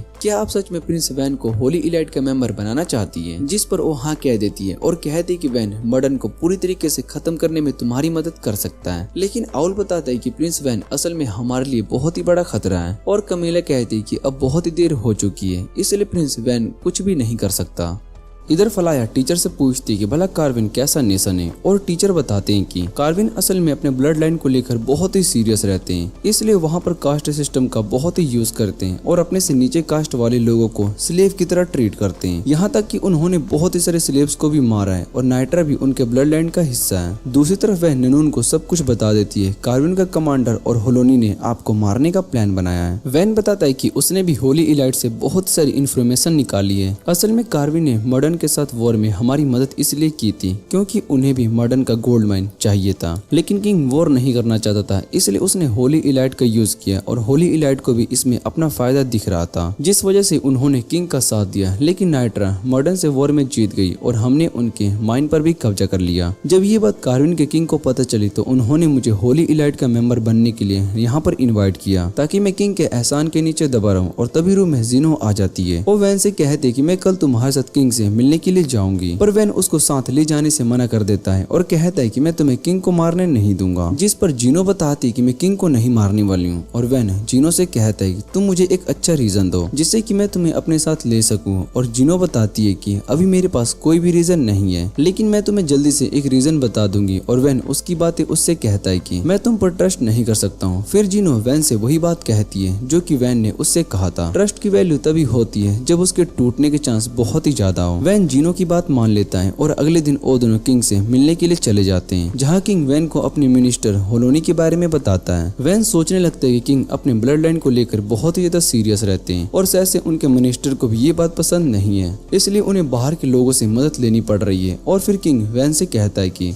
तुमने होली इलाइट के मेंबर से बात तो कर ली होगी। वैन बताता है कि उन सभी ने मुझे होली इलाइट के मेंबर बनने के लिए हाँ कर दिया, लेकिन मुझे उनके कुछ कंडीशन को पूरा करना होगा। फिर किंग वैन से कहता है कि तुम लेविता के लिंगनेस को अगर मेरी कोई बेटी होती तो मैं तुमसे उसकी शादी करा देता। जो सुनने के बाद वैन किंग से कहता है कि आपकी तो एक बेटी भी थी। और किंग बताता है कि वो मेरी बेटी नहीं थी क्योंकि उसमें मेरी ब्लड लाइन वाली कोई बात नहीं थी, जिस वजह से मैंने अपनी वाइफ और बेटी दोनों को मार दिया। मुझे इस बात से बहुत ही ज्यादा नफरत हो गई थी कि वो सब मेरे ब्लड लाइन से नहीं है। वैन सोच रहा होता है कि किंग अपनी ब्लड लाइन को लेकर सच में बहुत ही सीरियस रहते हैं। फिर किंग वैन से कहता है कि मुझे तुमसे कुछ बात करनी है। और वैन को लग रहा होता है कि शायद किंग उस गोल्ड माइन के बारे में बात करेंगे, लेकिन मैं उन्हें मना करके यहाँ से चला जाऊंगा। फिर किंग वैन से कहते हैं कि मुझे कुछ फ्रेमन लोग चाहिए जो कि नाइट्रा के अंदर रहते हैं। और वैन ये सुनकर बहुत ही हैरान हो जाता है और वो किंग से पूछता है कि आप उनके साथ क्या करना चाहते हैं, जिस पर किंग बताता है कि मैं उन्हें मारना चाहता हूँ और दोबारा से उनके साथ हंटिंग गेम खेलूंगा। फिर वो वैन से कहते हैं कि तुम्हारे साथ भी एक फ्रेमन गर्ल रहती है, मुझे वो भी चाहिए। और उन्हें की बात कर रहा होता है। वो वैन को अपने साथ ये गेम खेलने के लिए कहते हैं और वैन ये सब सुनकर बहुत ही गुस्सा हो रहा होता है। फिर वैन किंग से कहता है कि मैंने डिसाइड कर लिया कि मुझे आगे क्या करना चाहिए। और किंग उसकी बात सुनकर बहुत ही खुश हो जाते हैं। तभी वैन अपनी जगह से उठकर सीधा किंग पर अटैक करता है और ये देखकर किंग भी बहुत ही हैरान हो जाते हैं। किंग वैन से कहता है कि मैं होली इलाइट का मेंबर हूँ। और जैसे ही वो ये बात कहता है वैन उसको मार देता है। फिर वहाँ रूम में रैकलम आता है और वो सब कुछ देखने के बाद कहता है कि मैं बाहर गार्ड्स को आने से रोकता हूँ। उसके बाद वैन होलोनी पर अटैक करता है और वो जीनो से कहता है कि तुम इसके साथ क्या करना चाहती हो। फिर जीनो होलोनी को मार देती है और कहती कि मेरा बदला अब पूरा हो चुका है। उसके बाद वैन और नेनुन दोनों कार्विन से भाग रहे होते हैं और नेनुन उससे पूछती है कि आखिर तुमने किंग को क्यों मारा, वो होली इलाइट का मेंबर था। जिस पर वैन कहता है कि अभी हमें यहाँ से निकलने के बारे में सोचना चाहिए क्योंकि बाकी सभी होली इलाइट को भी पता चल गया होगा कि किंग मारा जा चुका है। फिर नेनुन उससे पूछती है कार्विन के सोल्जर हमें ढूंढ लेंगे और वैन बताता है कि वो भी हमारे पीछे नहीं आने वाले हैं क्योंकि उसने पहले ही सब कुछ मैनेज कर लिया है। और हम देखते हैं कि कार्विन में आग लग गई होती है। सभी सोल्जर्स उस आग को बुझा रहे होते हैं और कार्विन में ये रूमर्स फैल गई होती है कि लेवर्ट ने किंग पर अटैक करके उन्हें मार दिया। इधर कैमेलिया भी ये सब देख रही होती है और आउल उससे पूछते हैं कि हमें वैन को यहाँ से जाने देना ठीक होगा। जिस पर कैमेलिया बताती कि हमारे पास दूसरा रास्ता नहीं था और वैसे भी इस समय लेवर्ट ने किंग का मर्डर कर दिया है, जिससे कि कार्विन की हालत बहुत ही खराब हो चुकी है। और कैमेलिया ये सब देखकर बहुत ही खुश होती है और कहती है कि मैं भी इन सब को एंजॉय करना चाहती हूँ, लेकिन मैं ऐसा नहीं कर सकती हूँ। पर मुझे वैन को इन सब के लिए गिफ्ट भेजना चाहिए। और दूसरी तरफ नेनुन के पास एक लेटर आता है जिसे पढ़ने के बाद नेनुन बताती है कि नाइट्रा के सभी नोबल्स अब वैन के खिलाफ हो चुके हैं और उन्होंने नाइट्रा के बॉर्डर्स को भी बंद कर दिया है। जो सुनकर वैन कहता है कि कमांडर हैगर के जाने के बाद सभी नोबल्स को लगता है कि वो भी अपनी मर्जी कर सकते हैं। फिर वहाँ पर रैकलम आता है और वैन से कहता है कि माउंटेन का रास्ता पूरी तरीके से खराब हो चुका है, उसको ठीक करने में 10 दिन का टाइम लगेगा, इसलिए हम बस उस रास्ते से नहीं जा सकते हैं। और वैन कहता है कि हमें अभी नाइट्रा के लिए निकलना होगा। फिर वो नेनुन से कहता है कि मुझे जीनो से कुछ इंपॉर्टेंट बात करनी है, इसलिए तुम उसको मेरे पास लेकर आओ। अगले दिन लेवर्ट अपने सोल्जर के साथ वैन को जंगल में ढूंढ रहा होता है और रास्ते में उन्हें बहुत ही सारा सामान फेंका हुआ मिलता है, जिससे कि वो समझ जाते हैं कि शायद से वैन इसी रास्ते से गया होगा और हमें उसके पीछे जाना चाहिए। फिर दूसरा सोल्जर एल्बर्ट से कहता है कि ये एक ट्रैप भी हो सकता है और लेवर पूछता है कि अगर वैन को नाइट्रा वापस जाना था तो वो माउंटेन वाले रास्ते से क्यों नहीं चला गया। और सोल्जर बताता है कि वहाँ लैंडस्लाइड की वजह से बड़े बड़े पत्थर नीचे गिर गए हैं, इस वजह से वो रास्ता बंद हो चुका है। और आगे जाकर लेवर्ट एक आर्मी को देखता है। वो सोच रहा होता है कि ये भला किस नेशन की आर्मी है, उन्होंने अपनी कोई भी फ्लैग को नहीं लगाया था। तभी पीछे से एक दूसरी आर्मी आ जाती है और उन्हें वहाँ पर देखकर सभी बहुत ही हैरान हो जाते हैं। लेवर्ट अपने सोल्जर से कहता है कि हमें आगे की ओर जाना होगा। वो आर्मी से फाइट करते हुए आगे बढ़ रहे होते हैं और इधर इविस कहती है कि प्रिंस वैन हमारे ट्रैप में बच गया। इधर वैन नेनुन और जीनो उन सभी आर्मीज को फाइट करते हुए देखकर वैन से पूछती है कि वो सब कौन है। वैन बताता है कि वो सभी नाइट्रा के रिबेलियंस हैं और मुझे पता पता है कि उन्होंने नाइट्रा के बॉर्डर को ब्लॉक करके रखा हुआ है, इसलिए मैंने लेबेट को अपने ट्रैप में फंसाया है और मैडन की आर्मी ने भी हमारी बहुत ही मदद की है। फिर नैनून वैन से कहती कि अब हमें यहाँ से जाना चाहिए, पर वैन मना कर देता है और कहता है कि हम इन सभी रेबिलियन को खत्म करेंगे। जिस पर नैनून पूछती कि हम इतनी कम सोल्जर के साथ उनसे फाइट नहीं कर सकती, और तभी वहाँ पर कमांडर हैंगर अपने सोल्जर के साथ आ जाते हैं। उन्हें देखकर सभी रेबिलियंस बहुत ही हैरान हो जाते हैं और नैनून कहती कि हैगर तो रिटायर हो चुके थे, तो वो भला यहाँ पर क्या कर रहे हैं। और वैन बताता है कि यह असल में मेरा प्लान था, मुझे पता था कि हैगर के रिटायर के बारे में सुनकर सभी रेबिलियंस बाहर आ जाएंगे। इधर हैगर सभी रेबल्स को खत्म करते हुए आगे बढ़ रहा होता है और लेबेट को भी मार देता है। उसके बाद हम देखते हैं कि वैन वापस से अपने काम में बिजी होता है और उससे मिलने के लिए मर्डन का प्रिंस आया होता है। वो अपना फेस दिखाता है और सबको पता चलता है कि मर्डन का कोई प्रिंस नहीं बल्कि प्रिंसेस है। वो अपना जिनोविया बताती है और ओवेन को सब कुछ एक्सप्लेन करती है। जब मर्डन पर अटैक हुआ था तो रॉयल फैमिली में सिर्फ वही अकेली बची थी। उसने अपनी आइडेंटिटी को चेंज करके वापस से अपनी आर्मी को खड़ा किया था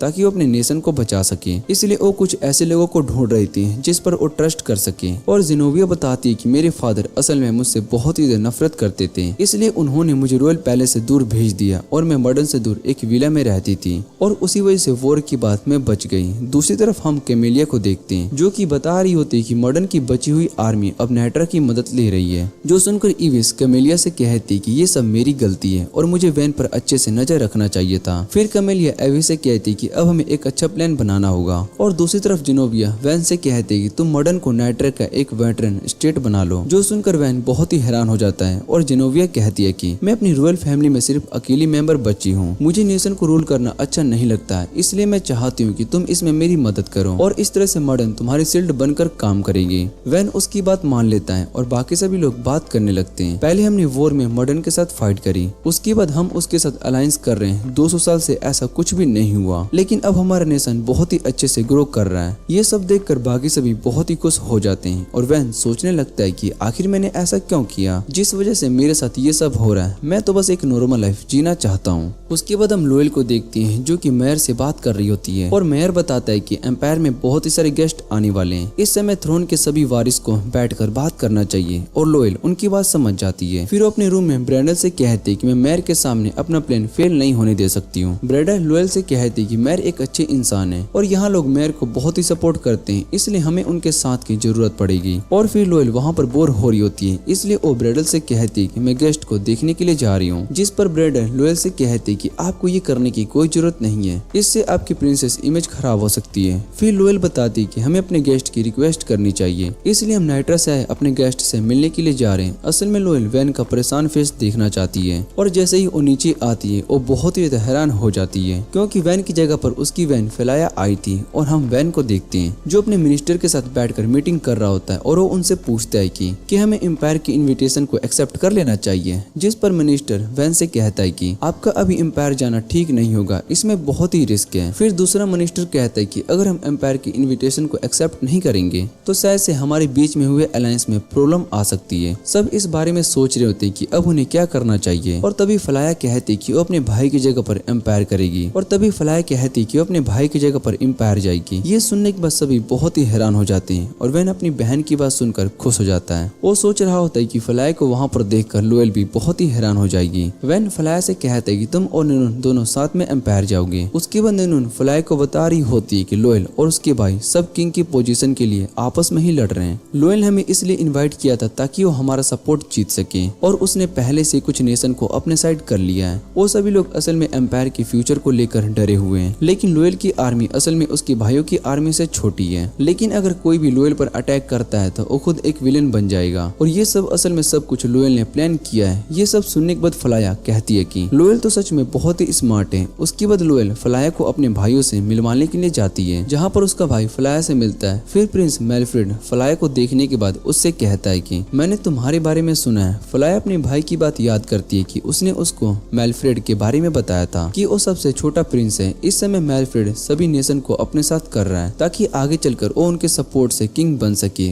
उसने सभी नेशन से कहा है कि वो आगे चलकर उनका प्रॉफिट करेगा। उसके बाद प्रिंस बर्लोक फलाया को देखकर कहता है कि तुम अपने भाई की जगह पर आए हो। फिर फलाया याद करती कि वैन ने बारलोक के बारे में भी उसको बताया था कि इसको बचपन से एक वॉरियर की तरह ट्रेन किया जा रहा है, इस वजह से बहुत ही स्ट्रॉन्ग है। और उसके बाद थर्ड प्रिंस जो कि तीनों में से सबसे बड़ा होता है वो कहता है कि मुझे नहीं लगता है कि नाइट्रा नाइट्रा की तरफ से यहाँ पर कोई भी आने वाला है। वैन ने फ्लाई को डेमेट्रो के बारे में बताया था। वो लोएल का सबसे बड़ा भाई है, लेकिन वो भी प्रिंस गेलार्ड की तरह बेवकूफ है। फिर डेमेट्रो फ्लाई से कहता है कि मुझे प्रिंस वैन से बात करनी थी, लेकिन उसकी जगह पर तुम आई हो। जो सुनकर लोएल अपने भाई से कहती कि हमें अपने गेस्ट को अच्छे से ट्रीट करना चाहिए। इधर मेलफ्रेड फ्लाया से कहता है कि मुझे तुमसे कुछ बात करनी है, पर फ्लाया उसको मना कर देती है। जो सुनकर मेलफ्रेड उससे उसका रीजन पूछता है और फ्लाया बताती कि मुझे अभी प्रिंस लोएल से बात करनी है, इसलिए मैं आपसे बाद में बात करूंगी। और इतना कहने के बाद वो सभी वहाँ से चले जाते हैं। फिर लोएल फ्लाया से पूछती क्या तुम सच में मुझसे बात करना चाहती हो, पर लोएल फ्लाया से कहती कि अभी बहुत ही देर हो चुकी है, इसलिए तुम रेस्ट करो, हम बाद में बात कर लेंगे। और वो वहाँ से जाने लगती है, लेकिन जाने से पहले वो ननून की तरफ देखती है। फिर ननून फ्लाया से कहती है कि आज आपने सब कुछ बहुत ही अच्छे से हैंडल किया। और फ्लाया बताती है कि मेरी जगह पर मेरा भाई होता तो वो सब कुछ और अच्छे से हैंडल कर लेता, लेकिन इस समय उसके ऊपर बहुत ही सारा प्रेशर है, इसलिए मैं उसकी मदद करना चाहती हूँ। फिर ननून फ्लाया से कहती है कि आप बहुत ही अच्छा कर रही हो। वो बताती है कि मुझे अभी जाना होगा, और वो ननाकी से कहती है कि तुम फ्लाया को ध्यान रखना। इतना कहने के बाद ननून बाहर लोएल से मिलने के लिए जाती है और उससे कहती है कि तुम्हें जो बात करनी है वो जल्दी करो, मुझे फ्लाया के पास भी जाना है। और ये सुनने के बाद लोएल ननून से कहती है क्या फ्लाया मुझसे ज्यादा इम्पोर्टेंट है। फिर ननून गुस्सा होकर कहती कि इस समय फ्लाया तुमसे ज्यादा इम्पोर्टेंट है, और अगर तुमने मुझे नहीं बताया तो मैं वैन को तुम्हारे बारे में बता दूंगी। और फिर लोएल उससे कहती है कि मैं नाइट्रा से एक डील करना चाहती हूँ। फिर ननून उस डील के बारे में पूछती है, मुझे नाइट्रा का सपोर्ट चाहिए, इसलिए फ्लाया अगर सभी के सामने ये कह देती है कि नाइट्रा उसके साथ है तो सब कुछ आसानी से हो जाएगा।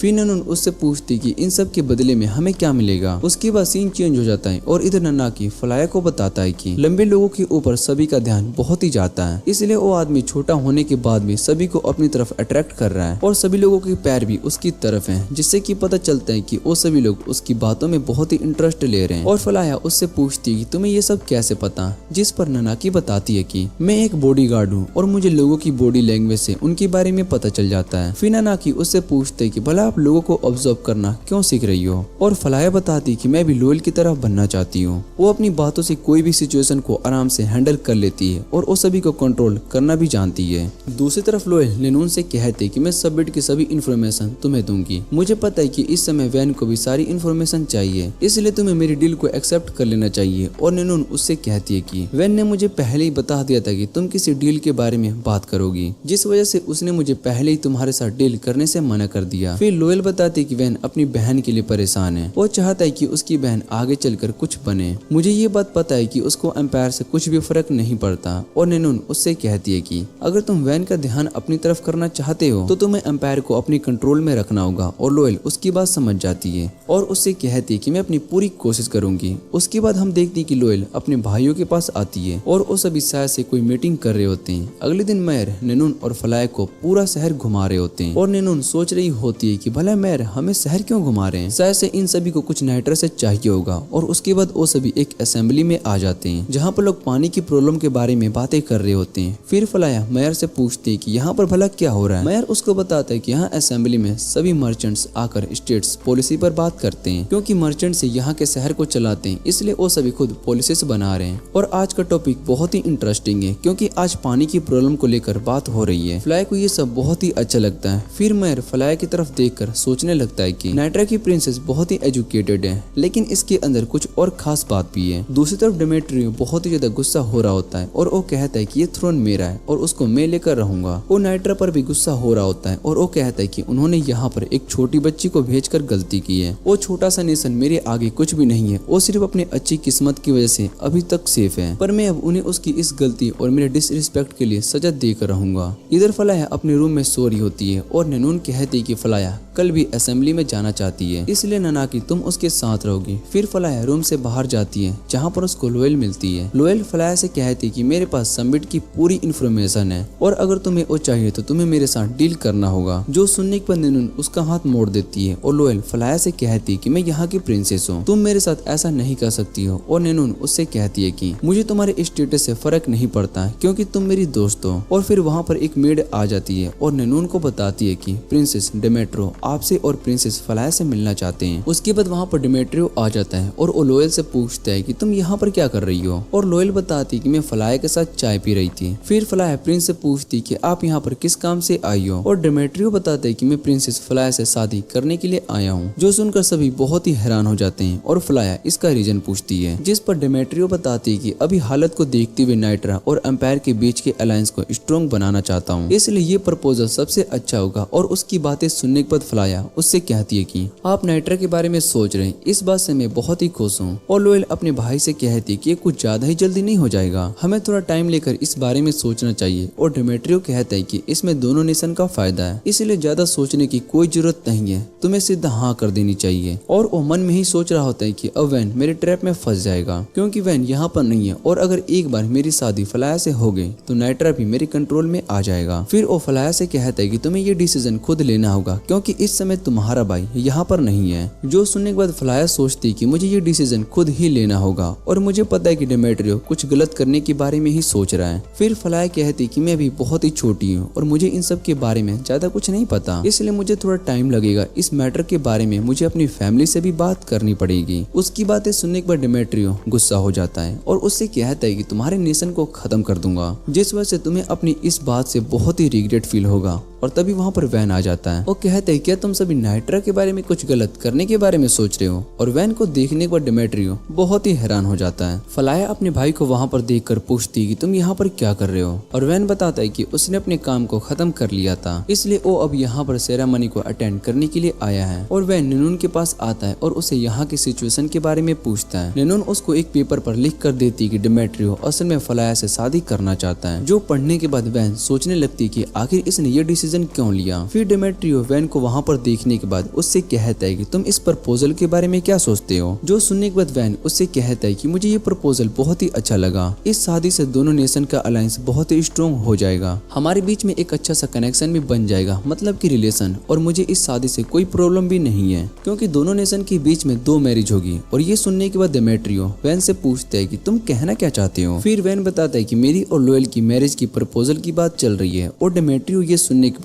बहुत ही हैरान हो जाता है। लोएल कहती है कि वैन एक अच्छा रूलर है और सभी को वैन बहुत ही पसंद है, इसलिए ये एक अच्छा प्रपोजल होगा। फिर डेमेट्रियो लोएल से कहता है कि तुम ऐसा नहीं कर सकती हो। और लोएल उससे कहती कि इस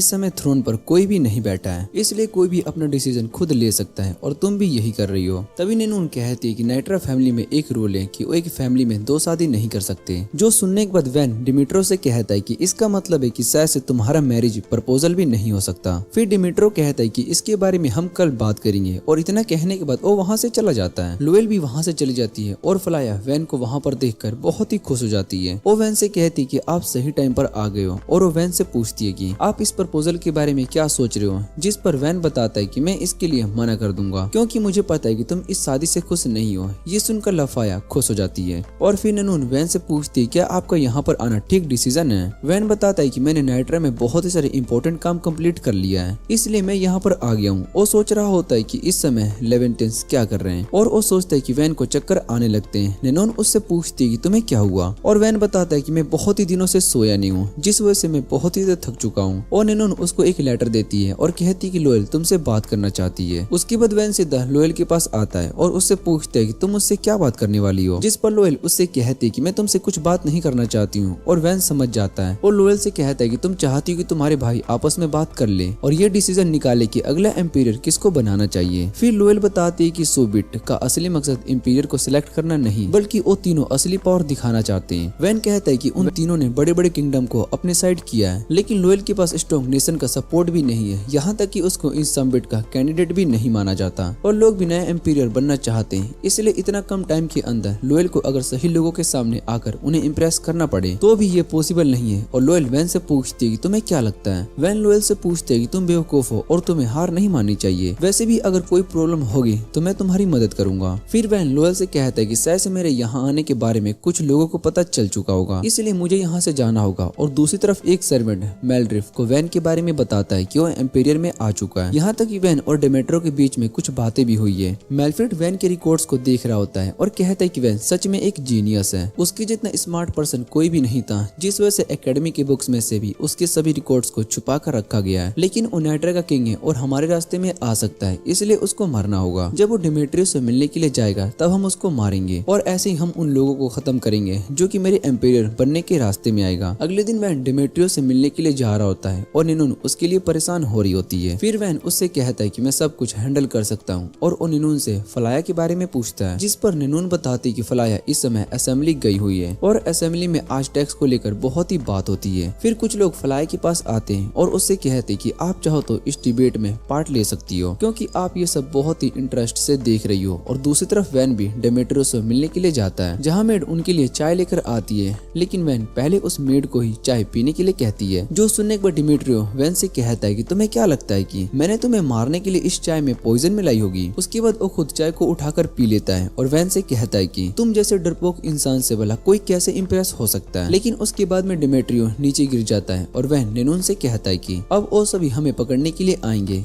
इधर बाहर लोग कहता है कि मेल्फ्रेड ने डिमिट्रियो को पॉइजन से मारने की कोशिश की है लेकिन डिमिट्रियो बच जाता है। इधर वह निनून से कहता है कि उन्हें भी सस्पेक्ट की तरह देखा जा रहा है और हमें जल्दी से कोई न कोई प्लान बनाना होगा। तभी वहाँ पर एक गार्ड आता है और वो बताता है कि लेवेटिया की आर्मी यहाँ पर आ रही है, जो सुनकर वैन बहुत ही हैरान हो जाता है। दूसरी तरफ कैमिला और इविस दोनों साथ में होते हैं और कैमिलिया कहते हैं कि लेवेटिया अब एम्पायर के कब्जे से आजाद होने वाला है। हमें वैन से बहुत ही ज्यादा उम्मीद है। और इधर वैन आता है और इन सब के पीछे कैमिलिया होगी। आखिर वो करना क्या चाहती है। तीनों एम्पायर में पहले तीनों प्रिंस आपस में लड़ रहे हैं और लेवेटिया की आर्मी भी यहाँ पर अटैक करने के लिए आ रही है। फिर निनून बताते हैं कि मेलेटिया में टोटल 30,000 लोग हैं और लेवेटिया आर्मी भी शायद से इतनी ही बड़ी होगी। वैन कहता है कि हमें यहाँ के लोगों को भी प्रोटेक्ट करना है और उससे पहले यहाँ से निकलने के लिए प्लान बनाना होगा। तभी वो बेहोश हो जाता है और निनून फलाया दोनों वैन के पास आते हैं। फिर फलाया कहते हैं कि अगर उसका भी सही होता तो इस सिचुएशन को हैंडल कर लेता, इसलिए अब मुझे कुछ करना होगा। इतना कहने के बाद वो वहाँ से जाने लगती है और निनून उससे कहती है कि तुम्हें कोई रिस्की काम करने की कोई जरूरत नहीं है। दूसरी तरफ हम असेंबली को देखते हैं जहाँ पर सभी लोग आपस में लेवेटिया को लेकर बहुत ही बहस कर रहे होते हैं। वो कहते हैं कि हमें वेस्ट साइड के नेशन को सपोर्ट करना चाहिए और कुछ इस बात के लिए मना कर रहे होते हैं। तभी वहाँ पर फलाया आ जाती है और नना की फलाया से कहती है कि तुम्हें सोच समझ कर बात करनी होगी। उसके बाद फलाया सभी से कहती है कि आप सभी को इस तरीके से परेशान नहीं होना चाहिए। मिलिटिया की असली पावर आप लोग ही है और इस प्रॉब्लम को सोल्व करने के लिए आप सबको मिलकर काम करना होगा। इधर वैन होश में आ जाता है और उसको देखकर निनून बहुत ही खुश हो जाती है और उससे कहते हैं कि तुम्हें ज्यादा काम करने की जरूरत नहीं है, तुम्हें अपनी हेल्थ पर भी ध्यान देना चाहिए। और वैन उससे माफी मांगता है और उससे कहता है कि मैं अगली बार से ध्यान रखूंगा। फिर उसके बाद फलाया भी अपने भाई से मिलने के लिए आती है और वैन उसके काम से बहुत ही खुश होता है। लेकिन आगे भी एक काम है जो कि सिर्फ तुम ही कर सकती हो। उसके बाद हम देखते हैं कि शहर के बीच में फलाया सभी लोग से कह रही होती है कि मेल्टियर असल में ऐसा नेशन है जहाँ पर सभी नेशन के लोग आते हैं। इस शहर को यहाँ के लोगों ने बनाया है, लेकिन अभी आप सभी को यहाँ से जाना होगा और ये सब बस कुछ टाइम के लिए एवेक्यूएशन है। आप सभी अपनी जीत की ओर बढ़ते ही जा रहे हो। और वैन निनून लफाया को देखकर बहुत ही खुश हो रहे होते हैं। उसके बाद सभी लोग नेशन के बाहर आ रहे होते हैं, जो देखकर मेल्फ्रेड भी सोच रहा होता है कि ये सब कुछ कहाँ जा रहे हैं। दूसरी तरफ इविस कैमिलिया को बताती है कि मेल्टियर के 30,000 लोग हमारे प्रोटेक्शन के लिए आ रहे हैं। कैमिलिया बताती है कि हम इतने सारे लोग को अपने साथ ही रख सकते हैं और आखिर यहाँ क्या हो रहा है। तभी वहाँ पर वैन आ जाता है और वो कैमिलिया से कहता है कि अगर तुम सभी किसी प्रॉब्लम में आ जाते हो तो मुझे बता सकते हो, मैं तुम्हारी प्रॉब्लम सॉल्व करने में मदद कर सकता हूँ।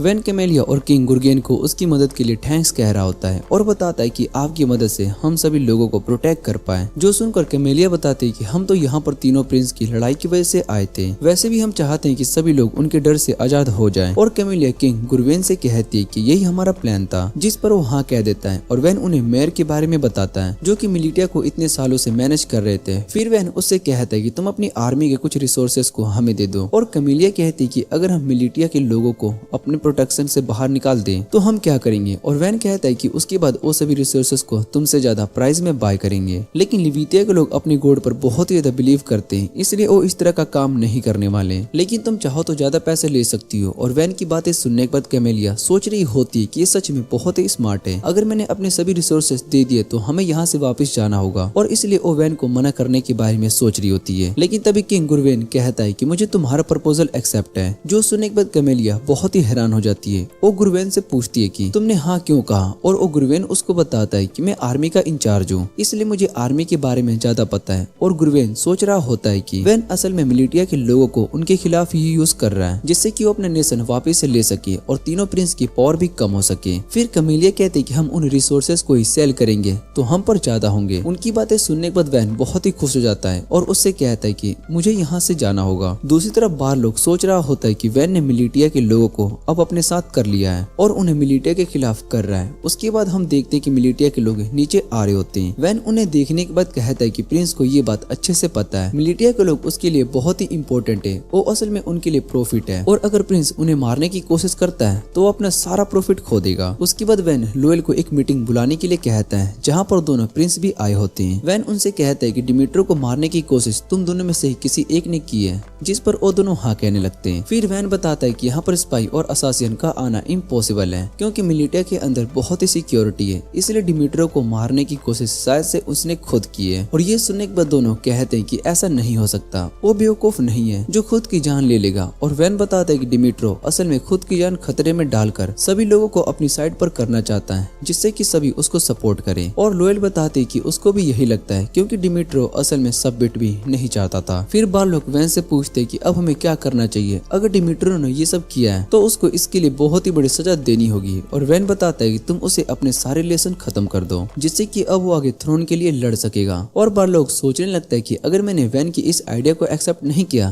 तो मेलफ्रेड इसको एक्सेप्ट कर लेगा, जिसके बाद हम दोनों के बीच में वॉर होगी और थ्रोन साइड डिमिट्रो के पास चला जाएगा। इसलिए बार लोग भी वैन की बात को मान लेता है। और उसके बाद मेयर लोएल से कहता है कि वैन का आइडिया सच में बहुत ही अच्छा था, जिस पर लोएल बताती है कि उसने डिमिट्रो को उसके ही प्लान में फंसा दिया, और ऐसा उसने मेरे दोनों भाइयों की आर्मी के साथ भी किया। वो सच में एक जीनियस है। और मेयर लोएल से कहता है कि एक रिपब्लिक नेशन के लिए स्ट्रॉन्ग होना काफी नहीं होता। मैंने वैन से एक सवाल पूछा था, वो आखिर मिलिटिया के साथ ही क्यों काम करना चाहता है, तो उसने बताया था कि मिलिटिया असल में ऐसा नेशन है जहाँ पर उसकी बहन कुछ सीख सकती है। उसने अपनी बहन के लिए इतना बड़ा रिस्क लिया था कि उसने अपने नेशन को भी खतरे में डाल दिया। उसके बाद हम देखते हैं कि नैनून वैन से कहती है कि हमारा एक्सपोर्ट बढ़ चुका है, जिस वजह से हमारी आर्मी की इकोनॉमी अब अच्छे से बढ़ रही है। फिर वैन कहता है कि ऐसा चलता रहा तो हमारा किंगडम बहुत ही रिच हो जाएगा और यहाँ का बजट भी बढ़ जाएगा, मुझे अपना फ्यूचर और अच्छा लग रहा है। और वैन इस बात से बहुत ही ज्यादा खुश हो रहा होता है। तभी नैनून उससे कहती है तुम तो पहले इस किंगडम को बचाना चाहते थे। फिर वैन कहता है कि मैं इस किंगडम को नहीं बचाने वाला हूँ, और जब तक मैं इस पोजीशन पर हूँ मुझे पता है कि आगे चलकर मुझे और फायदा होगा। और वैन कहता है कि इस समय हमें मॉडर्न से बहुत ही ज्यादा प्रॉफिट हो रहा है, उसका सामान पूरे ईस्ट में ट्रेड हो रहा है, लेकिन वेस्ट साइड के लोग बाहर के एक्सपोर्ट सामान को अपने नेशन में आने नहीं देते, इसलिए उनके साथ एक्सपोर्ट करना आसान नहीं है। और नैनून कहती है कि अगर ऐसा ही चलता रहा तो मॉडर्न खुद को आजाद नेशन बता देगा, इसलिए हमें दूसरे नेशन से ट्रेड करने के बारे में सोचना चाहिए। और वैन बताता है कि ऐसा कुछ भी नहीं होने वाला। तभी एक गार्ड आता है और वैन को कहता है कि आपसे मिलने के लिए कोई सोल्जस्ट आया है। इधर दूसरी तरफ जुनेविया भी काम कर रही होती है, और तभी उसका मिनिस्टर उससे कहता है कि प्रिंस वैन सोल्जस्ट किंगडम जा रहे हैं, लेकिन वो पहले मॉडर्न को विजिट करेंगे। और जिनोविया कहती है कि अगर ऐसी बात है तो हमें वैन का अच्छे से वेलकम करना होगा। फिर वो मिनिस्टर से पूछती है कि हमें अपनी अलायंस को स्ट्रॉन्ग बनाने के लिए क्या करना चाहिए। मिनिस्टर बताता है कि आपको वैन से मैरिज प्रपोजल के बारे में पूछना चाहिए, और इससे दोनों नेशन को बहुत ही फायदा होगा। मुझे पता है कि वैन इस समय इस प्रपोजल से बचने की कोशिश करेगा, लेकिन हम उससे इस बारे में बात करेंगे। दूसरी तरफ वैन और नैनून दोनों मॉडर्न की ओर आ रहे होते हैं, और वैन नैनून से कहता है कि तुमने फिर से अपने बालों का कलर ब्लैक कर लिया। नैनून उससे पूछती है कि तुमने जिनोविया से शादी करने के बारे में क्या सोचा है। और वैन कहता है कि वो सब मुझे इसके लिए जरूर पूछने वाले हैं, लेकिन मैं अभी सिंगल रहना चाहता हूँ, इसलिए मैं मना कर दूंगा। वैन कहता है कि मैं चाहता हूँ कि इसी तरह से सभी लड़कियां मुझसे शादी के लिए पूछती रहे। ये सुनने के बाद नैनून उसका हाथ तोड़ देता है, और वैन बताता है कि वो सिर्फ मजाक कर रहे हैं। फिर वैन कहता है कि हमें सबसे पहले मॉडर्न का काम देखना होगा, और उसके बाद वैन जिनोविया के पास आता है, जहाँ वो उसका वेलकम करती है, और ये देखकर वैन बहुत ही खुश हो जाता है। फिर वो सभी साथ में डिनर करने लगते हैं, और मिनिस्टर वैन से कहता है कि आपका एक्सपोर्ट का आइडिया बहुत ही अच्छे से वर्क कर रहा है। आप अंपायर की चीजों को नाइट्रा की तरफ से ईस्ट साइड में एक्सपोर्ट कर रहे हो, और इससे ईस्ट के लोग भी बहुत ही ज्यादा खुश हैं। फिर वैन जिनोविया से कहता है कि कि मॉडर्न भी बहुत ही अच्छे से ग्रो कर रहा है, लेकिन इतनी तेजी से ग्रो करना ठीक नहीं है, इससे तुम्हें आगे चलकर बहुत ही प्रॉब्लम आ सकती है। और फिर जेनोविया बताती है कि कुछ दिन पहले उसको डेन्यूलियो से लेटर आया था, वो ऐसे हमारी गुड्स को लेकर कंप्लेन कर रहे हैं। और वैन बताता है कि डेलोनियो के किंग असल में बहुत ही ज्यादा यंग है, इसलिए उनके सारे डिसीजन उनके प्राइम मिनिस्टर सीरियस ही लेते हैं, और सीरियस नहीं चाहता है कि उसके नेशन में बेकार का कोई सामान आए। फिर जेनोविया वैन से पूछती कि अब मुझे क्या करना चाहिए, और वैन उससे कहता है कि तुम अपने एक्सपोर्ट को कंटिन्यू रखो, और जब तक कि सीग्रिस यहाँ पर खुद नहीं आ जाता। और उसके बाद वैन सोच रहा होता है कि इन्हें अभी तक मुझसे शादी के बारे में बात क्यों नहीं की। फिर नूनून वैन से पूछती है कि तुमने कहा था कि वो तुमसे शादी के बारे में बात करेंगे, लेकिन उन्होंने तो इसके बारे में कुछ कहा तक नहीं। जिस पर वैन कहता है कि मुझे पूरा यकीन है कि वो असल में इस बारे में जरूर बात करेंगे। और नूनून उससे कहते हैं कि तुम्हें ये सब असल में अपनी ईगो के कारण करना होगा। अगले दिन वैन और नूनून दोनों जीनो के साथ शहर घूमने के लिए आ जाते हैं, और वहाँ वो सभी बहुत ही ज्यादा मजे करते हैं। उसके बाद वो सभी मॉडर्न की गोल्डन स्टैचू को देखने के लिए आए होते हैं, और वैन जीनो से कहता है कि मॉडर्न बहुत ही अच्छे से ग्रो कर रहा है, जल्दी वो इंडिपेंडेंट भी हो जाएंगे। और जीनो बताती कि नाइट्रा और मॉडर्न के बीच में हुआ अलायंस दोनों नेशन के लिए बहुत ही अच्छा साबित हो रहा है, इसलिए जेनोविया इसको आगे बनाए रखना चाहती है। और वैन सोच रहा होता है कि अब शायद से वो शादी के बारे में उससे बात करेगी। फिर वो दोनों बैठकर बात कर रहे होते हैं, और वैन जीनो से कहता है कि मॉडर्न के लोग सच में बहुत ही स्ट्रॉन्ग और एक्टिव हैं। जीनो बताते हैं कि दो किंग के बीच में हुए अलायंस दोनों नेशन के रिलेशन स्ट्रॉन्ग बन जाते हैं, लेकिन इस समय पूरा प्रेशर लेडी जेनोविया पर है। और वैन से कहती है कि आप मॉडर्न की बहुत ही केयर करते हो, जिस पर वैन बताता है कि ऐसा कुछ भी नहीं है। और जीनो से पूछते हैं कि आखिर लोग ग्रेट कब बनते हैं, लेकिन जीनो को इस बारे में नहीं पता होता। और वैन बताता है कि रॉयल फैमिली के सभी लोग असल में ग्रेट होते हैं, क्योंकि उनका पहले से इतना बड़ा स्टेटस होता है। पर मुझे अपने ब्लड लाइन के बारे में पता चला है, हमारे फाउंडर असल में एक फार्मर थे, और उन्होंने गॉड लिविथिया को फॉलो किया, जिसके बाद वो एक नोबल बन गए। इसी तरह से बाकी सभी लोग नोबल के ब्लड लाइन को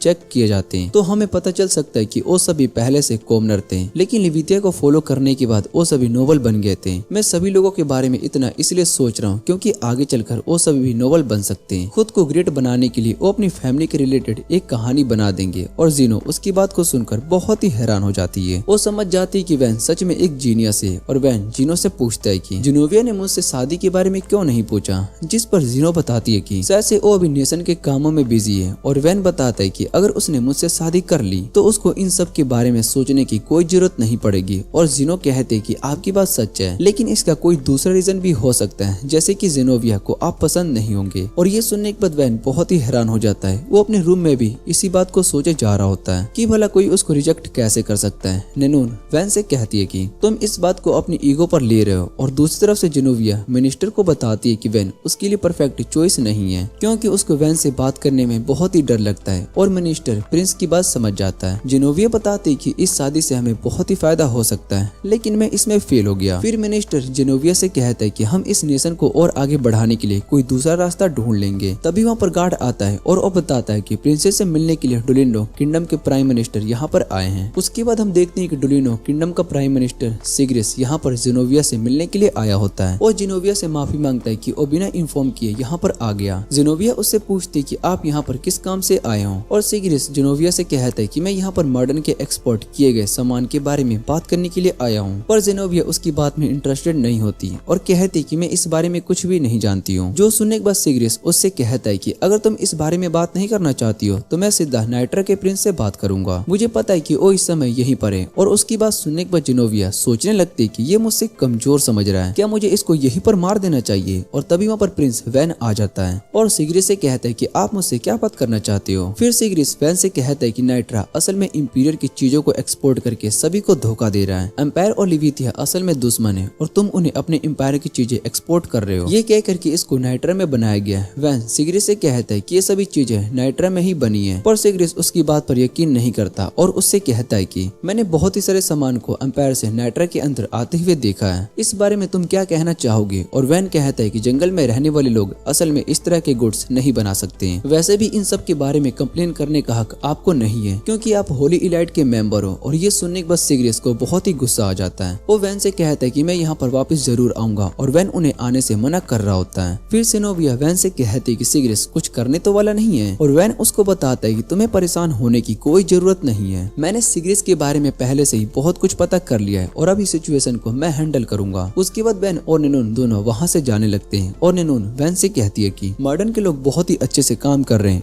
उन्होंने फॉर्जन की चीजों को भी अपने मार्केट के अंदर ले आई है। और वैन बताता है कि मॉडर्न इस समय हमें बहुत ही ज्यादा प्रॉफिट दे रहा है, वो आगे चलकर हमारे लिए एक पिगी बैंक का काम करेगा, और अगर हम अपने गुड्स को सोलिस्ट में एक्सपोर्ट कर पाए तो इससे भी हमें बहुत ही प्रॉफिट होगा। फिर वैन किंग गुरवीन से मिलने के लिए आता है और गुरवीन वैन को वहाँ पर देखकर बहुत ही खुश हो जाते हैं और उससे कहते हैं कि मैं तुमसे मिलना चाहता था। गुरवीन उनके साथ में लंच करने के लिए कहता है और उसके बाद कुछ गार्ड्स गुरवीन को चेयर के साथ उठाकर ले जाने लगते हैं। गुरवीन बताते हैं कि मैं इस समय चलने के हालात में नहीं हूँ और वैसे भी हम जैसे स्ट्रॉन्ग लोगों को अपने पैर जमीन पर रखने की कोई जरूरत नहीं पड़ती है। फिर वैन सोच रहा होता है कि मुझे जल्दी से सोल्जेस्ट के साथ अलायंस बनाना होगा जिससे कि हम डुलिनो में अपने एक्सपोर्ट को शुरू कर सके। भले ही डुलिनो नाइट्रा के दुश्मन है लेकिन सोल्जेस्ट हमारे साथ हो जाएगा तो हम डुलिनो को आराम से हरा सकते हैं। उसके बाद हम उस नेशन का आधा आधा बांट लेंगे और इन सब के लिए मुझे पहले से गुरवीन को अलायंस के लिए मनाना होगा जिससे कि हमें इनकी आर्मी का सपोर्ट भी मिल सके। और उसके बाद वहाँ पर एक लड़की आ जाती है, वो असल में गुरवीन की बेटी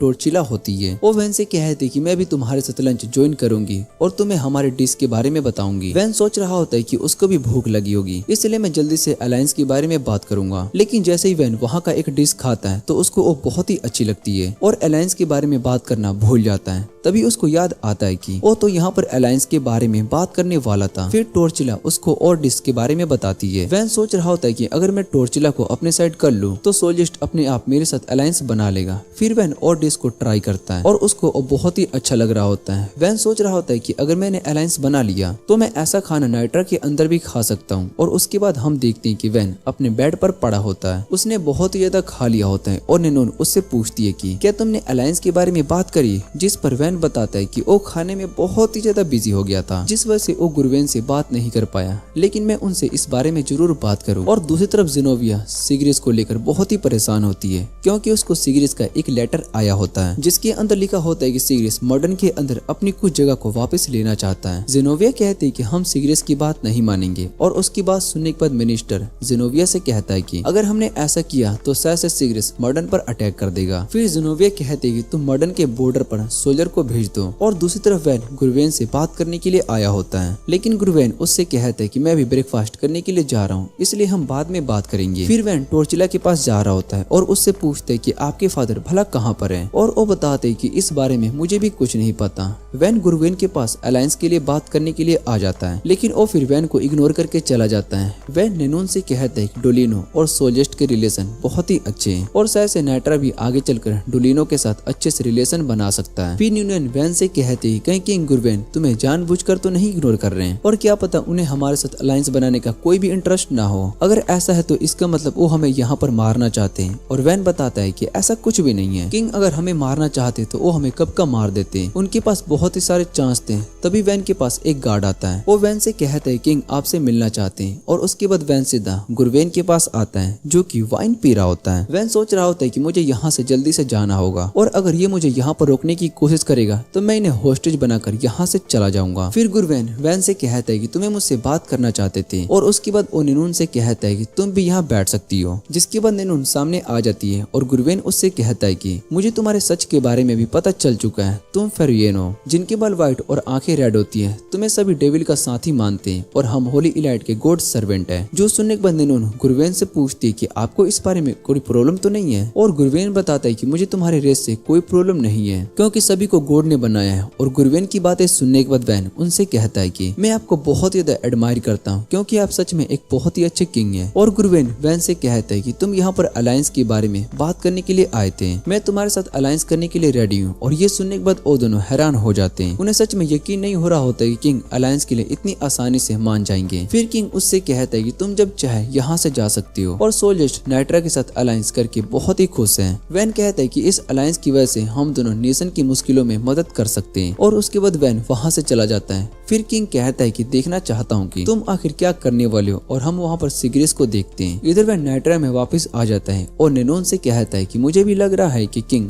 गुरवेन कुछ करने वाले हैं। तभी वहाँ पर एक इंसान आता है और वो वैन को बताता है कि डोलिनो ने मॉडर्न पर अटैक कर दिया है। जो सुनने के बाद वैन कहता है कि सोल्जर्स ने हमारे खिलाफ वॉर कर दी है। इधर किंग गुरवेन से कहते हैं कि मैं वैन को खा जाऊंगा और दूसरी तरफ वैन कहता है कि उस मोटे पिग ने हमें धोखा दिया है और डोलिनो के साथ मिलकर मर्डन पर अटैक कर रहा है। और उसके बाद जेनोविया वहाँ पर आती है और वो वैन से माफी मांगती है और उससे एक दूसरा चांस मांगने लगती है। वैन इस बात से बहुत ही खुश था कि जेनोविया ने हार नहीं मानी और वैन नेनून से कहता है कि हम दोनों डुलिंगो जाने वाले हैं। फिर वो जेनोविया से कहता है कि तुम इन सब के लिए रिस्पॉन्सिबल नहीं हो और तुम्हें बस बाकी सभी को यकीन दिलाना होगा। जो सुनकर जेनोविया कहती है कि इस काम में मैं फेल नहीं होंगी। उसके बाद हम देखते हैं कि वैन और जेनोविया दोनों डुलिनोन की ओर जा रहे होते हैं और जेनोविया बताते हैं कि गुरवेन ने नाइट्रा पर अटैक कर दिया है, इसलिए हमें जल्दी से डुलिनो जाकर सिगरेट से बात करनी होगी। और दूसरी तरफ हम किंग गुरवेन को देखते हैं जो कि फाइट के लिए रेडी होते हैं। तभी उनके पास एक सोल्जर आता है और वो बताता है कि प्रिंस वैन डुलिनो जा रहे हैं। जो सुनकर गुरवेन कहता है कि वो सिगरेट से बात करने की कोशिश करेगा, लेकिन सिगरेट उसकी बात नहीं मानेगा और उसके बाद गुरवेन नाइट्रा के सोल्जर से फाइट करने लगता है। वो सभी को हराया जा रहा होता है और इधर जेनोविया वैन से पूछती है कि क्या उसके सोल्जर गुरवेन से जीत सकते हैं। फिर उसके बाद वो दोनों डुलिनो आ जाते हैं, जहाँ पर सिगरेट उनका वेलकम करता है और कहता है कि पहले मैं आपके नेशन में आया था, अब आप मेरे नेशन में आए हैं। और जेनोविया सिगरेट से कहती है कि मर्डन और अपनी कंट्री के बीच में मिसअंडरस्टैंडिंग हुई है, जिस वजह से ये वॉर हो रही है, इसलिए इसको रोकना होगा। और सिगरेट कहता है कि हम तो मर्डन से अपनी वो टेरिटोरी वापस ले रहे हैं जो आपके पास है और सोलेस्ट मर्डर पर अटैक करके टेरिटोरी पर कब्जा कर लेगा और इसके बारे में हम पहले से ही बात कर चुके हैं, इसलिए अब बात करके कोई फायदा नहीं है और तुम यहाँ से जा सकती हो। फिर जेनोविया उससे पूछती है कि आपकी वजह से नाइट्रा और मर्डन दोनों खतरे में पड़ चुके हैं, लेकिन अब नाइट्रा पहले से ज्यादा पावरफुल हो चुका है। और ये सुनने के बाद सिगरेट उससे कहता है कि तुम्हें क्या लगता है कि नाइट्रा गुरवेन को हरा सकता है, जिस पर वो मना कर देती है। और सिगरेट कहता है कि सोलिस्ट डुलिनो की उस टेरिटोरी पर कब्जा करने के बाद टेरिटोरी हमें वापस कर देगी। फिर जेनोविया सिगरेट से कहती कि मैं उसके बदले में आपको उससे बड़ी टेरिटोरी दे सकती हूँ। वो सोच रही होती कि ऐसा करने से बहुत ही सारे लोग मेरा सपोर्ट करना बंद कर देंगे और वैन भी मुझे कमजोर समझने लगेगा। इन सब से मर्डन की इकोनॉमी पर भी बहुत ही असर पड़ेगा, लेकिन सब कुछ ठीक करने और इस वॉर को रोकने का ये सबसे अच्छा डिसीजन है। पर सिगरेट मना कर देता है और कहते हैं कि सोलिस्ट जल्दी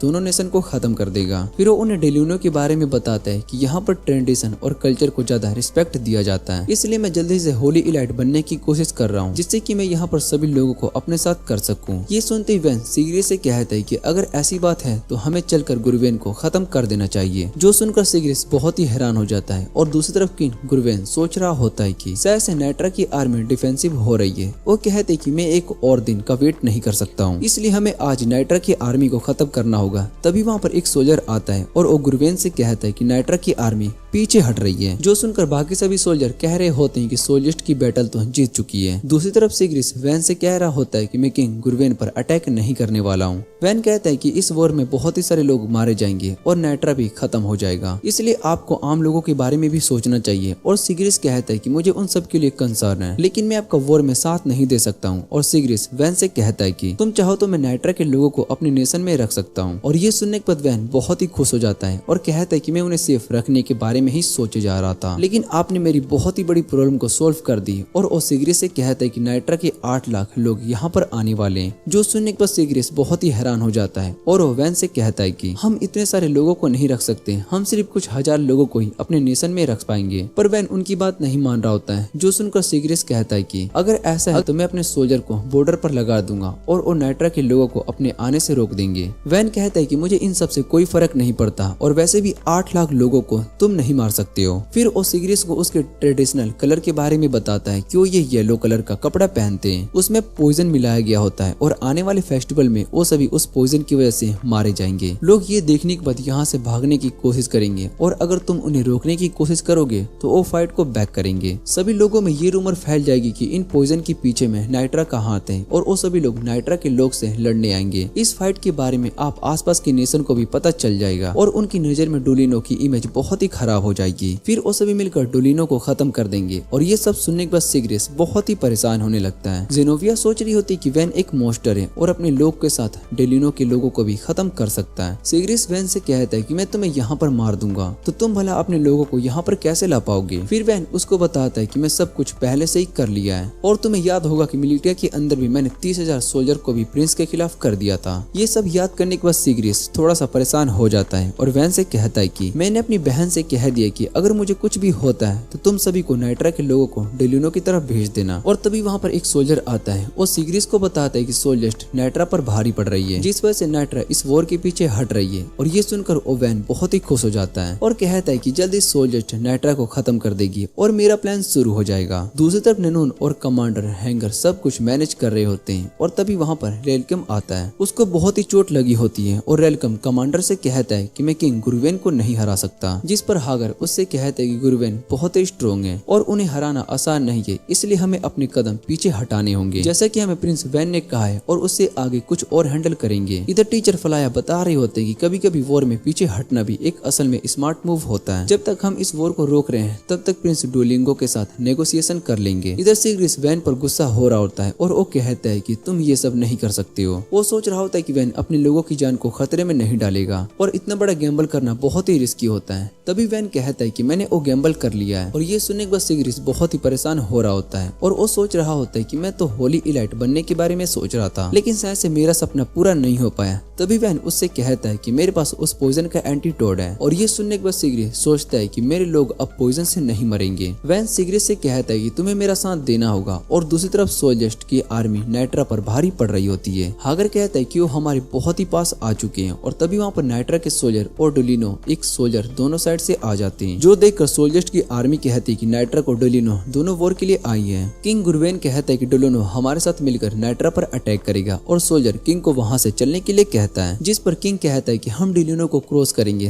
ताकि डुलिनो नाइट्रा से फाइट करे। उसके बाद हम दोनों आर्मी पर अटैक करके उन्हें खत्म कर देंगे। और तभी वो वैन की ओर देखता है। हागर और रेलेकम दोनों गुरुवेन पर अटैक करते हैं, लेकिन गुरुवेन उन्हें रोक देता है और नैनोन सीधा आकर गुरुवेन पर अटैक करती है, जिससे कि वो नीचे गिर जाते हैं और नाइट्रा ये वॉर जीत जाती है। और उसके कुछ दिनों के बाद वैन गुरुवेन से मिलने के लिए आता है। वो गुरुवेन का साइज देखकर बहुत ही हैरान हो जाता है, क्योंकि वो बहुत ज्यादा पतले हो चुके होते हैं। फिर गुरुवेन वैन से कहते हैं कि तुमने मुझे मारने के बारे में सोच लिया है, जिस पर वैन मना कर देता है। वो कहता है कि मैं आपको भी मारने वाला हूँ। और गुरुवेन बताते हैं कि सिग्रिस इस डिसीजन को एक्सेप्ट नहीं करेगा, जिस पर वैन कहता है कि मैं सोल्जस्ट के साथ अलायंस बनाना चाहता हूँ, इसलिए आपका मरना सही डिसीजन नहीं है। जहाँ तक बात सिग्रिस की है तो उसको प्राइम मिनिस्टर की जॉब से हटा दिया जाएगा और अब इन तीनों नेशन के बीच में अच्छा अलायंस बन सकता है। और गुरुवेन फिर भी नहीं मान रहे होते हैं और वो कहते हैं कि मुझे बस मरना है। जो सुनने के बाद वैन कहते हैं कि ये आदमी हमेशा मुझे परेशान ही करता है। फिर गुरुवेन वैन से कहता है कि तुम मुझे अपने अंदर के बेस्ट के बारे में भी बता दो। सभी के अंदर एक बेस्ट होता है जिससे कि लोग डिजायर कहते हैं। और फिर वैन उनसे कहता है कि कुछ बातें होती हैं जो कि सुनने के बाद गुरुवेन उससे कहता है कि मैं तुम्हारी बात मान लेता हूँ, क्योंकि मुझे देखना है कि आगे तुम क्या करते हो और आगे तुम अपना अगला प्लान क्या करते हो। नैनोन उसके पास आती है और उससे कहती है कि तुम अभी बहुत ही सारे काम करने वाले हो। वो वैन को बताते है कि मॉडर्न के गोल्ड माइन अब उनके हाथ से जा चुके हैं। और ये सुनने के बाद वैन बहुत ही हैरान हो जाता है। वो कहता है कि शायद से मेरा सपना अब पूरा नहीं हो सकता। और नैनोन उससे कहती है कि तुम्हें अपने सपने के बारे में भूल जाना चाहिए और काम पर फोकस करना चाहिए। जो सुनकर वैन कहता है कि मैं इस कंट्री को बेचकर कभी भी भाग जाऊंगा। और इसी के साथ ये एनिमे का सीजन यहीं पर एंड हो जाता है। अगर आपको ये वीडियो अच्छी लगे तो वीडियो को लाइक करके चैनल को सब्सक्राइब जरूर कर लेना। तो मिलते हैं अगली वीडियो में।